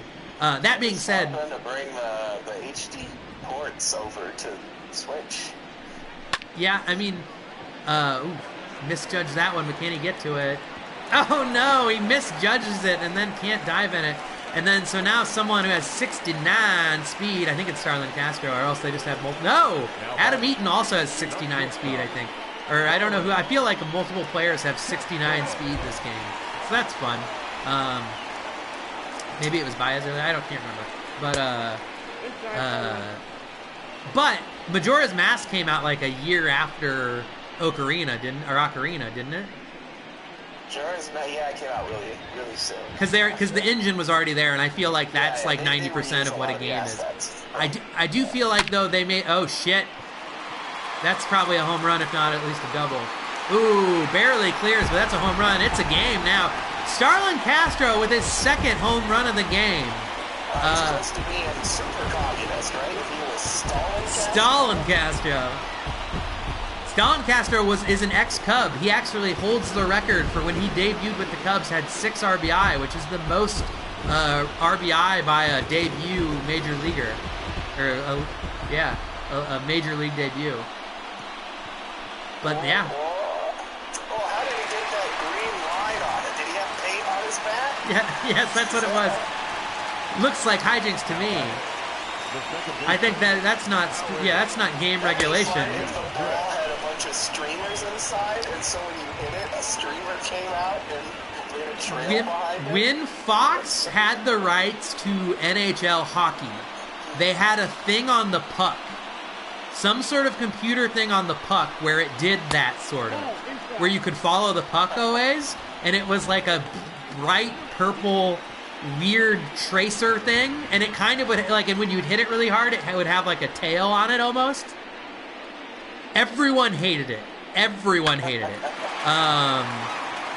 That lasted for maybe I don't even know if it lasted the whole season, but it was because the rights to broadcast games often get changed, are often very short licenses where it'll go from different networks from year to year on who has the rights to the playoff and who has the rights of whatever. Did they only do it for the Stanley Cup? I thought it was like for the season. I thought it was like all Fox games that season had that thing on it. But I know people didn't like it. But yeah. So, and Juan Soto's on deck, which is bad because Juan Soto's a very good player. Yeah. But yeah, your Nintendo Switch. So yeah, I think that it's definitely in the realm of possibility. They're making it sound like that the new game, because it's going to be the Twilight Realm, which stuff, maybe, which Twilight Princess is maybe my least favorite of all the Zeldas. Strike 3, nicely done. I thought it was ball 4, but it's strike 3. But it makes sense from if they like just basically are going to use like the same map, sort of, an engine, but just make stuff weird. They also made it sound like they're going to bring back the more traditional dungeons, which I'm all for. But they made it sound like they're like, yes, it'll be kind of open world. I don't know if it's going to be 100% open world, but I think they're going to be like, it's going to be fucking big still. Like, if you're contained in a space, it's still going to be a very large space. Because, I mean, split up that whole map into 8 or 10, that's still fucking huge, the amount of places you could go.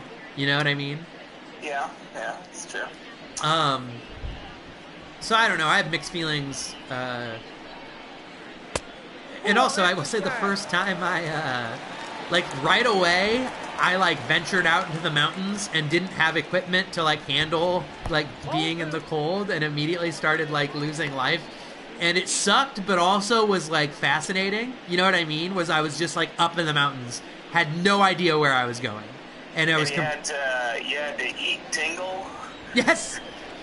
He was like, Tingle? It was a real Link's Donner Party situation? Yes.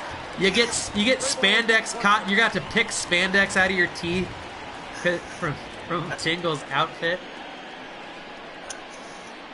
But I just finished Oracle of Seasons and Ages. How were those good? They're good, but they're not great.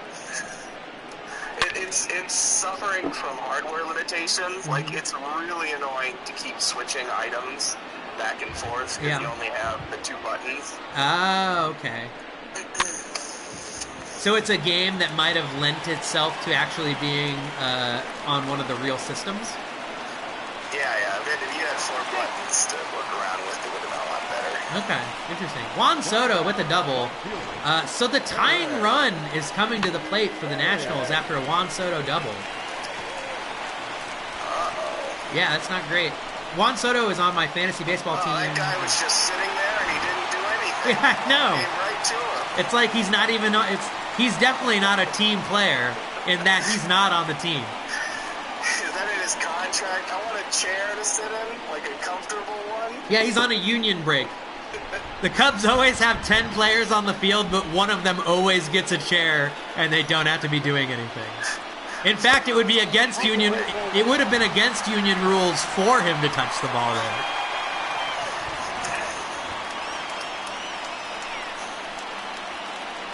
So I'm thinking about starting to stream more on Twitch. I'm thinking about getting the... Are you familiar with the Mount and Blade games? Yeah, I don't care about early access games. Okay. Fair enough. I didn't know what your biggest... do you have a genre of game that's your favorite to play, Gerald? Nah, I just like whatever's good. Whatever's good. That's fair. I just beat Doom 3, which is a scary game. Is that the Doom Eternal or whatever? No. Okay. It's called Doom 3. Okay, so literally Doom 3. Okay. Yeah. Okay. It's scary. I heard the new Doom was really good. I heard the one that's like a year old is really good. You can get the one from like a year ago for like $20. I already have that one. Yeah. So, Gerald, there's a good food thing that I don't know if you've tried that I know you're adventurous enough you will try it. I saw an advert, or, you know Craig, door guy Craig, you know, right? Mm-hmm. Not Craig Jarvie, who's also been talking to us a little on the Twitch. But door guy Craig posted a Velveeta advertisement from the 70s. And the recipe was a grilled cheese Velveeta sandwich that has grape jelly on it as part of the sandwich. Here's what I did instead, because I had Velveeta liquid cheese packets. I put a little bit, like a third of a packet of one of the individual packets on there, and then I had apple jam, like homemade apple jam, and I made the grilled cheese out of that. It was I made 2 of them last night. I did the first one as an experiment, and then like an hour later, I was like,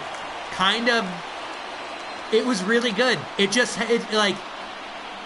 it just is barely sweet. Like, it just barely is sweet. Like, it just tastes like a barely sweet sandwich. And it's really good. So, I highly suggest if you're in the adventurous mood for it. Like, a lot of stuff from the 70s where everyone, like, are like, oh, can you imagine this disgusting thing? A lot of times I'm like, yes, that's mixing sweet and savory. Like, that's fine. Like... Yeah, that ball went out. So I'm going to make one probably here later, actually. That's how good it was, is I did it twice last night. I'm probably going to have one here later. I'm gonna make eggplant moussaka. Ooh. How long does eggplant stay good? I think it lasts in the fridge for like a week. Okay. I've had mine longer than that.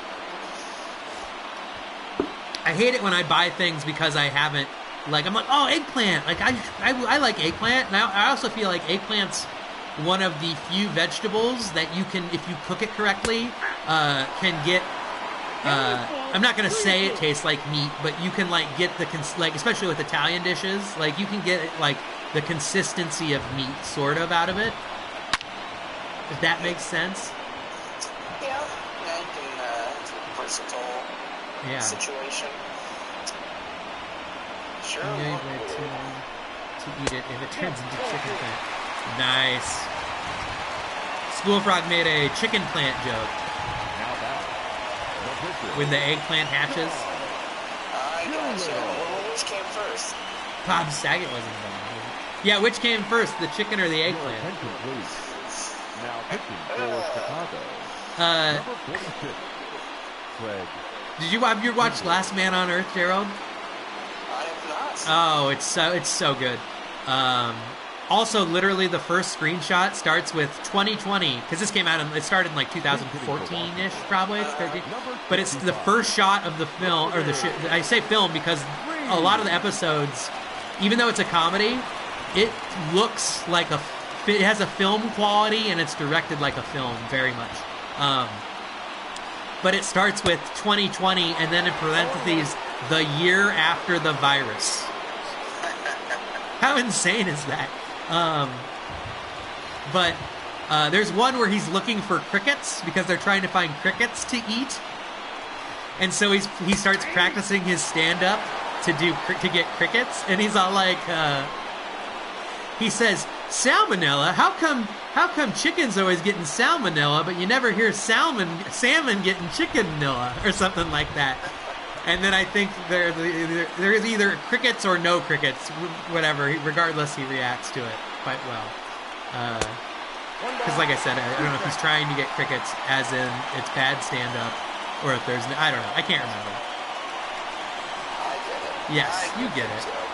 You get it. Crickets. Strike three. That's what you get when you get Crickets. sunlight, right? You get Yeah, crickets. Oh, crickets. Actually, crickets are very high in protein and low in calories, I believe. That's people that eat bugs are just ahead of the curve for when we're going to need to do it, because they're like really nutritious and very low in calories, but they have a bunch of... That's the thing about Snowpiercer with the bug scene where it's like, well, yeah, they gotta do what they gotta Yeah, do exactly. to survive. Yeah. That's one of those things where I was like, yeah, I get it. Like, I get doing, like... And also, like I said, they're protein bars. Like, I mean, sure, it's gross. It'd be nice if they had, like, chocolate to put over it or something. Like, I mean, there's a lot of, is that largely Japanese culture that does the, like, chocolate-covered, grasshoppers and stuff like that? Not that I'm familiar with. You've never seen the candy bars that are, like, bugs covered in chocolate? No, I've seen Mexican candy that has bugs in it. Really? Yes. Chocolate. I'm Google searching Japanese bug chocolate. I got a ball, one strike. Japanese bug candy. There was an article, a CNN article is the first thing that comes up from 2010.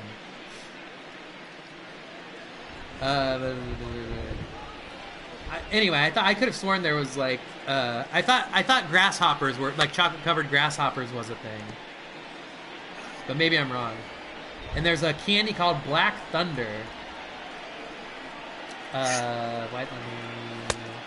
Let's see what it's made out of here. Japanese style rice puffs. I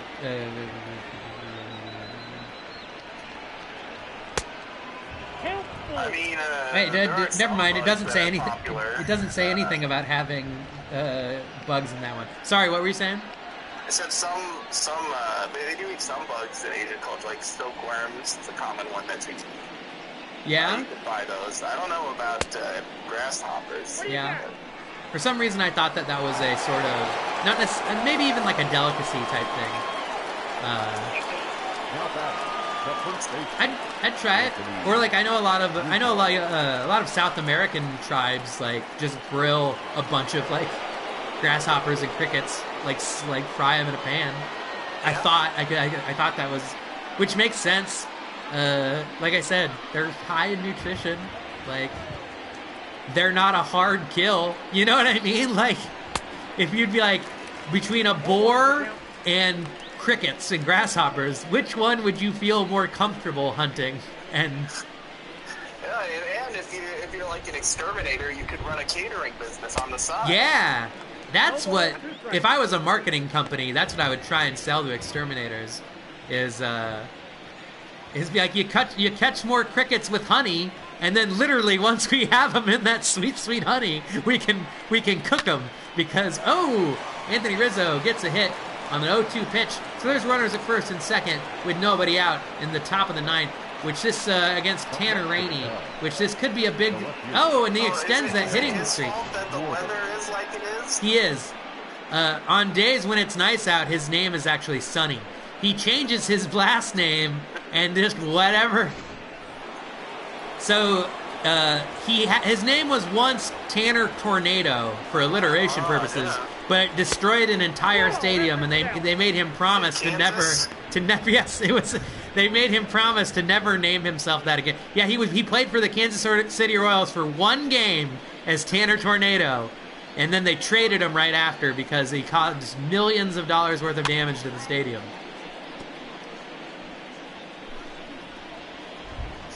But yeah. They all love to do that thing where they hit the bat on the ground and let it flip and then grab it by the end of the bat. Yeah, you mean like on the plate? Like that's kind of just a cool thing. Like flip it back to him? Yeah. I mean, they like to do cool looking stuff. Baseball's a lot of stupid, silly... I mean, baseball's silly. I love baseball more than any other sport. But it's certainly an interesting and silly game. Ooh, Kyle Schwarber. Yeah, he just did it again. Yeah. They love that move. Yeah. Ooh, strike three. Old Kyle Schwarber. Little pocket Babe Ruth there. There was a guy in the background who was like looking down at his pants and like rubbing them, like maybe he spilled a hot dog on himself or something. Some toppings. Yeah. Or maybe the guy where he's jerking off to high leverage situations is the only way he can get off.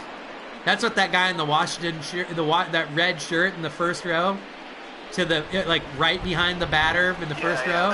He look like he's looking around right now to see if people can see him jerking off. He's just like, oh yeah, strike one, Yeah. So if I get, if you look at the teams, the abbreviations here on the bottom right, it looks like it's almost Cockwish. Cockwish. Starring Charles Bronson, of course. Cockwish. Hey buddy, hey pally boy, what's your cockwish? I don't think this ain't over. Oh, that was a ball that got called a strike. That's garbage. Didn't look like it was in the K zone to me. But I guess when it was caught and when it crosses the plate are two different things. But I don't know. Yeah, he did the bat flip there thing. David Bodie's up with 2 men on and 2 outs. Some insurance would be really good here for the Cubs, as they're only up by 2, and this is a decent scoring game. Bodie's 2 for 4 with a double, a single, with 2 RBI. Batting real good for the year. He's earned his spots when he's got them. How do you suppose the rain affects pitches? What does it do to them? The Physics rain sense. will make, generally speaking, especially because it's usually colder when it's raining, it will it makes it less likely to be home runs. It's gonna bring the ball down usually. Yeah, and not only that, it makes people run less, but it also makes it harder for the pitchers to control the ball because the rain's consistently making the ball slick. So they're consistently having to rub their hands off on their pants and on their jerseys and get new balls probably more often from the umpire. That's one of the reasons why, despite people had been getting in trouble for putting basically it's an unwritten rule that and they're starting to crack down on exactly what pitchers are being able to use, but it's like you're not supposed to have foreign substances on the ball, but they kind of, every team does. Oh, and David Bodie hits it into the gap. It's going to score one, probably two. Looks like he has his second double of the day. This one a 2-run RBI with a stand-up double. David Bodie making his case. I guess he's not going to be the player of the game because Chris Bryant has 2 home runs. But David Bodie certainly has been playing well. But yeah, so, and not only that, the players, even the hitters are okay with the pitchers putting stuff on the ball because it's often more a thing of control so that the ball doesn't get away from them. And so the hitters are okay with not getting hit in the face by 95 miles per hour fastballs because the ball slips, How about this? I guess Washington better go to Denny's because they need a grand slam. That's good. Oh, Javier Baez. 1-1. But, so yeah, the Cubs are up now, up by 4, which is much more 1 ball, 2 strikes. comfortable of a lead than 2. 2 is nothing. 4 is a little easier. Whoever, they might stay with Craig Kimbrell coming in with 4 runs. Oh, Javier Baez puts it up. I think they're going to send him. I would send him. Here comes the play at the plate. I think he's going to make it. He does. So now a 5-run lead for the Cubs, which is very comfortable. Nicely done, Javier Baez. This game has been so close. Yeah. What a crazy, weird game. It's been way closer than 5 runs for the most part. It seemed closer. I don't know. It's been all over the place.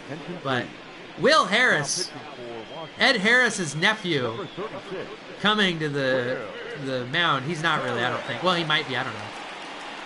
I don't know one way or the other. But, yeah.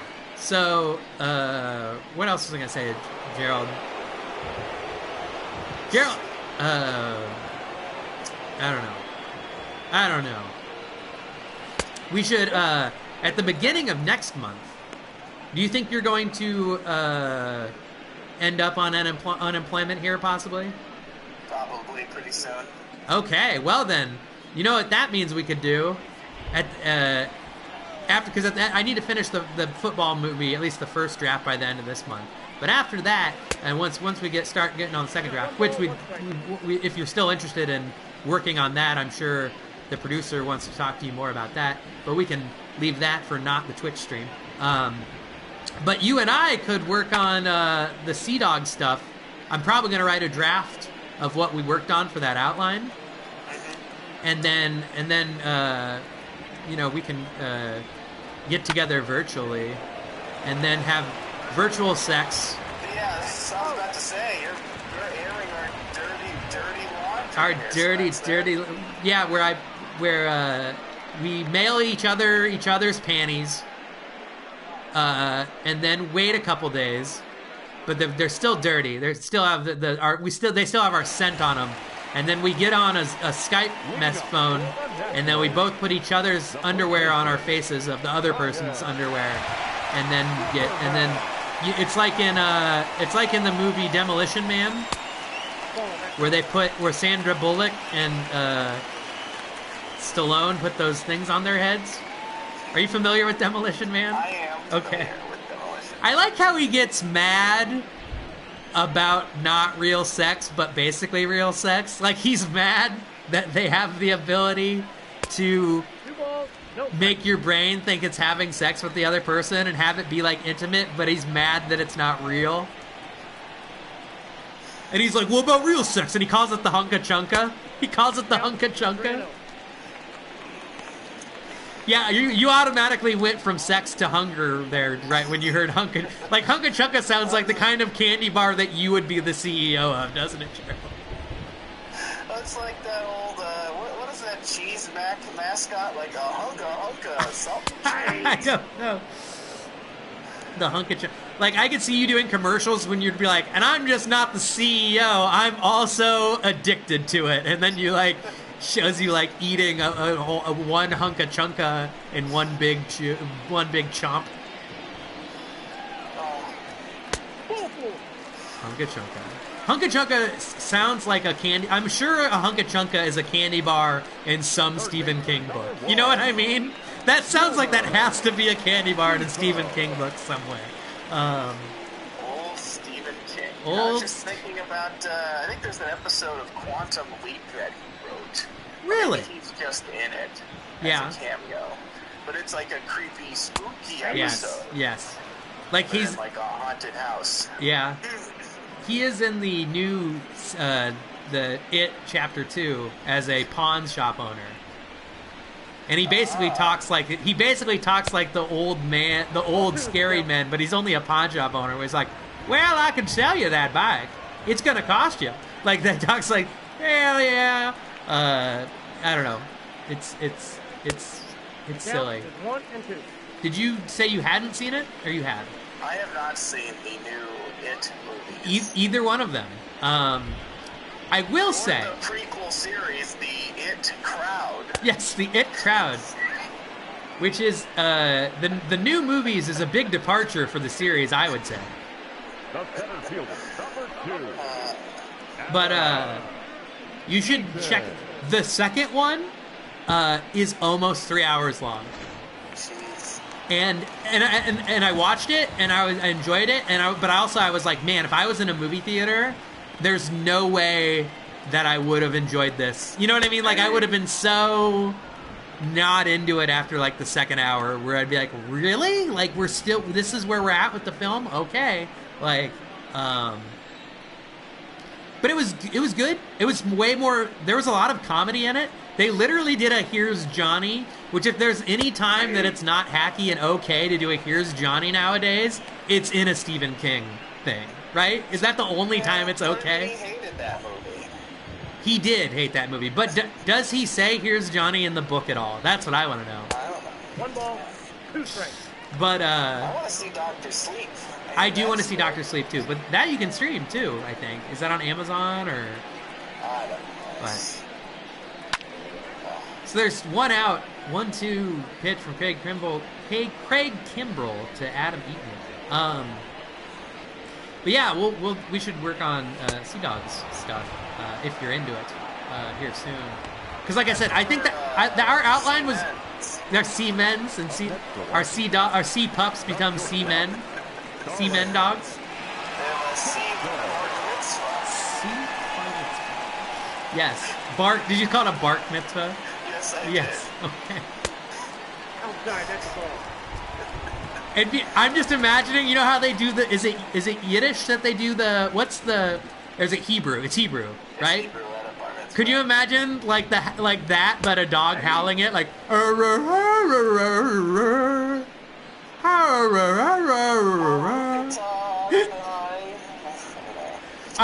like it's the dog's. He probably knows the whole prayer. Count 1 and 2. Yeah. I just think that'd be adorable. Like, it's the dog who can say I love you, but it's in Hebrew doing the Torah. Oh boy. 2 and 2. I wish there was like a good. Are there any Jewish restaurants in the area? Like, the closest thing would be something like the what's it called? The falafel place. Yeah, I was gonna say, are there Jewish restaurants, or is there like country? You know what I mean? Like, I've never heard of a Jewish restaurant. there's so like many Israeli. foods that sound like they'd be delicious. Yeah. And I'm like, yeah, all the soup which is bunches of cheese in it. Oh, that's the fried game, by the potato way. cakes. Sorry, Craig Kimbrell closes it out. I think he's going to get the save, too, because I think he came into the game with only a 3-run lead and pitched a full 2 innings. But that's the game. Did you say is that like matzo ball? What's matzo ball soup? Yeah, that's what I'm talking Okay. Is that just like bread with a bunch of cheese in it? about. Yeah, it's got cheese, mozzarella, bread and cheese. Yeah. It's a whole thing. Yeah. Well, that sounds great. Latkes would be good. And I guess you can get, I don't know, does Brugger's do they have like a lox spread that you can get? I don't know. That's a good question. 'Cause I love that stuff. It's Yeah. all good. I don't know if I've ever had lox. I mean, it's just salmon. It's The only lox I've experienced is when telemarketers would call my house as a child and ask for Mr. Lox. That was the easiest way. Please, Mr. Lox is Here my now is our father. Yes, final line yes. score this afternoon. Chris Bryant's the player of the game. 3 for 4 with 2 home runs, 3 RBI, 3 runs. The winner, Yu Darvish, 6 strikeouts, 6 hits, no walks. Earned run of 2. Max Scherzer, crazy stat line. 4 innings pitched, gave up 7 hits, struck out 10 with 6 earned runs and 2 walks. What a weird, crazy stat line that if you looked at any one part of that, you wouldn't guess the other numbers for the most part, I feel like. Craig Kimbrell with the save with 1.1 innings pitched, 3 strikeouts, and 1 walk. What were we? Oh, telemarketers. When they would always ask for Locus or Lux and Locus. And also I would often get, as a child up until I was 12 or 13, confused with a woman when I would answer the phone. Quite often. They'd be like, yes, miss. Is this Miss Locus? And I would just be, I'd be offended for so many reasons. Or not offended, but I'd be like, hell, when you're 12... Or when you're starting to hit puberty and people think when you're a man, you're starting to, especially to bring it back when you're 12, and when the Jewish church would have recognized me as a man, were that my faith? And to be called not a man. Yeah. I mean, the Catholic Church will recognize you as a man, but that's just because they want to get around that's only abuse charges. Yeah, exactly. They would recognize me. They're like, if he can come, he's a man. But yeah, that's our game. The Cubs have now won maybe 6 or 7 in a row. I think at least 6 in a row. They sweep the Nationals in a 4-game series. Very impressive. The Cubs are thus far. This show has become markedly less family friendly. That's true. I mean, well, when I start talking to Gerald, I think there's an episode of. There's like a baseball episode of Veep where she has to go and like beat the team for like a press thing. Does she throw out the first pitch? Maybe that's a big president thing. Yeah, no, they don't do that. Okay, but Veep is good. I liked it a lot. Yeah. Oh wow. So Gerald, thank you for joining us on the show. The game's over, so I'm gonna let you go. But I might message you about stuff or whatever. Thank you for being on the show. But I'm going to give a little preview. Thank you for joining us. I think you've been on more. I think you're like the John Goodman on SNL of my show, whereas you've been on 3 times, and I think that's at least 1 more time than anybody else. I'm really the MVP. You are. Most viscous prosciutto. Yes. Yep. I wonder how many guesses it would get me to guess that. I would guess more than 5, but less than 30. Maybe. But anyway, thank you very much, Gerald, and we'll talk to you later, and I'll message you later. Thanks for being here. Bye. So, that was Gerald. That's our game. The Cubs have a day off tomorrow on 4/20. Maybe I'll play the video game of the classic one tomorrow, just for fun. Not this game, but like just the video game itself, and just play an exhibition game. Because that'll be fun anyway, especially if you're high, because it's be like, is that noises get made like that. But the game on the 21st will be playing the Padres back at Wrigley. The first game is going to be Jose Quintana, who's 2-0 with a sub-2 ERA, against Dinelson Lamet, who's 0-4 with a 9.17 ERA. That makes me sad because Dinelson Lamet is someone who I think is going to be actually really good this year in real life. He's on my fantasy baseball team. He was a keeper. I kept him as a last round keeper. He gets a lot of strikeouts. As you can see, despite his horrible ERA, he still has 26 strikeouts over 17.2 innings. That's a ton of strikeouts. I think he's going to be very good in real life. Hopefully, against the Cubs, though, he continues to do bad. Guys, thank you for joining me. I'll upload this on YouTube later. Cubs fantasy stream on Twitch, you know if you're watching. YouTube, you can look it up on Terrible Life of Terry. Thank you for everyone who came. Thank you, School Frog, for commenting and watching the dongers. All them dongers get hit tonight on them home run dongers. I say dongers too much, but Wes Knock later. Thank you for watching, Wes. Have a good one, everybody. I'm Spencer Laux. Good. Have a good night. I guess it's sort of night. The sun's still out, but good night.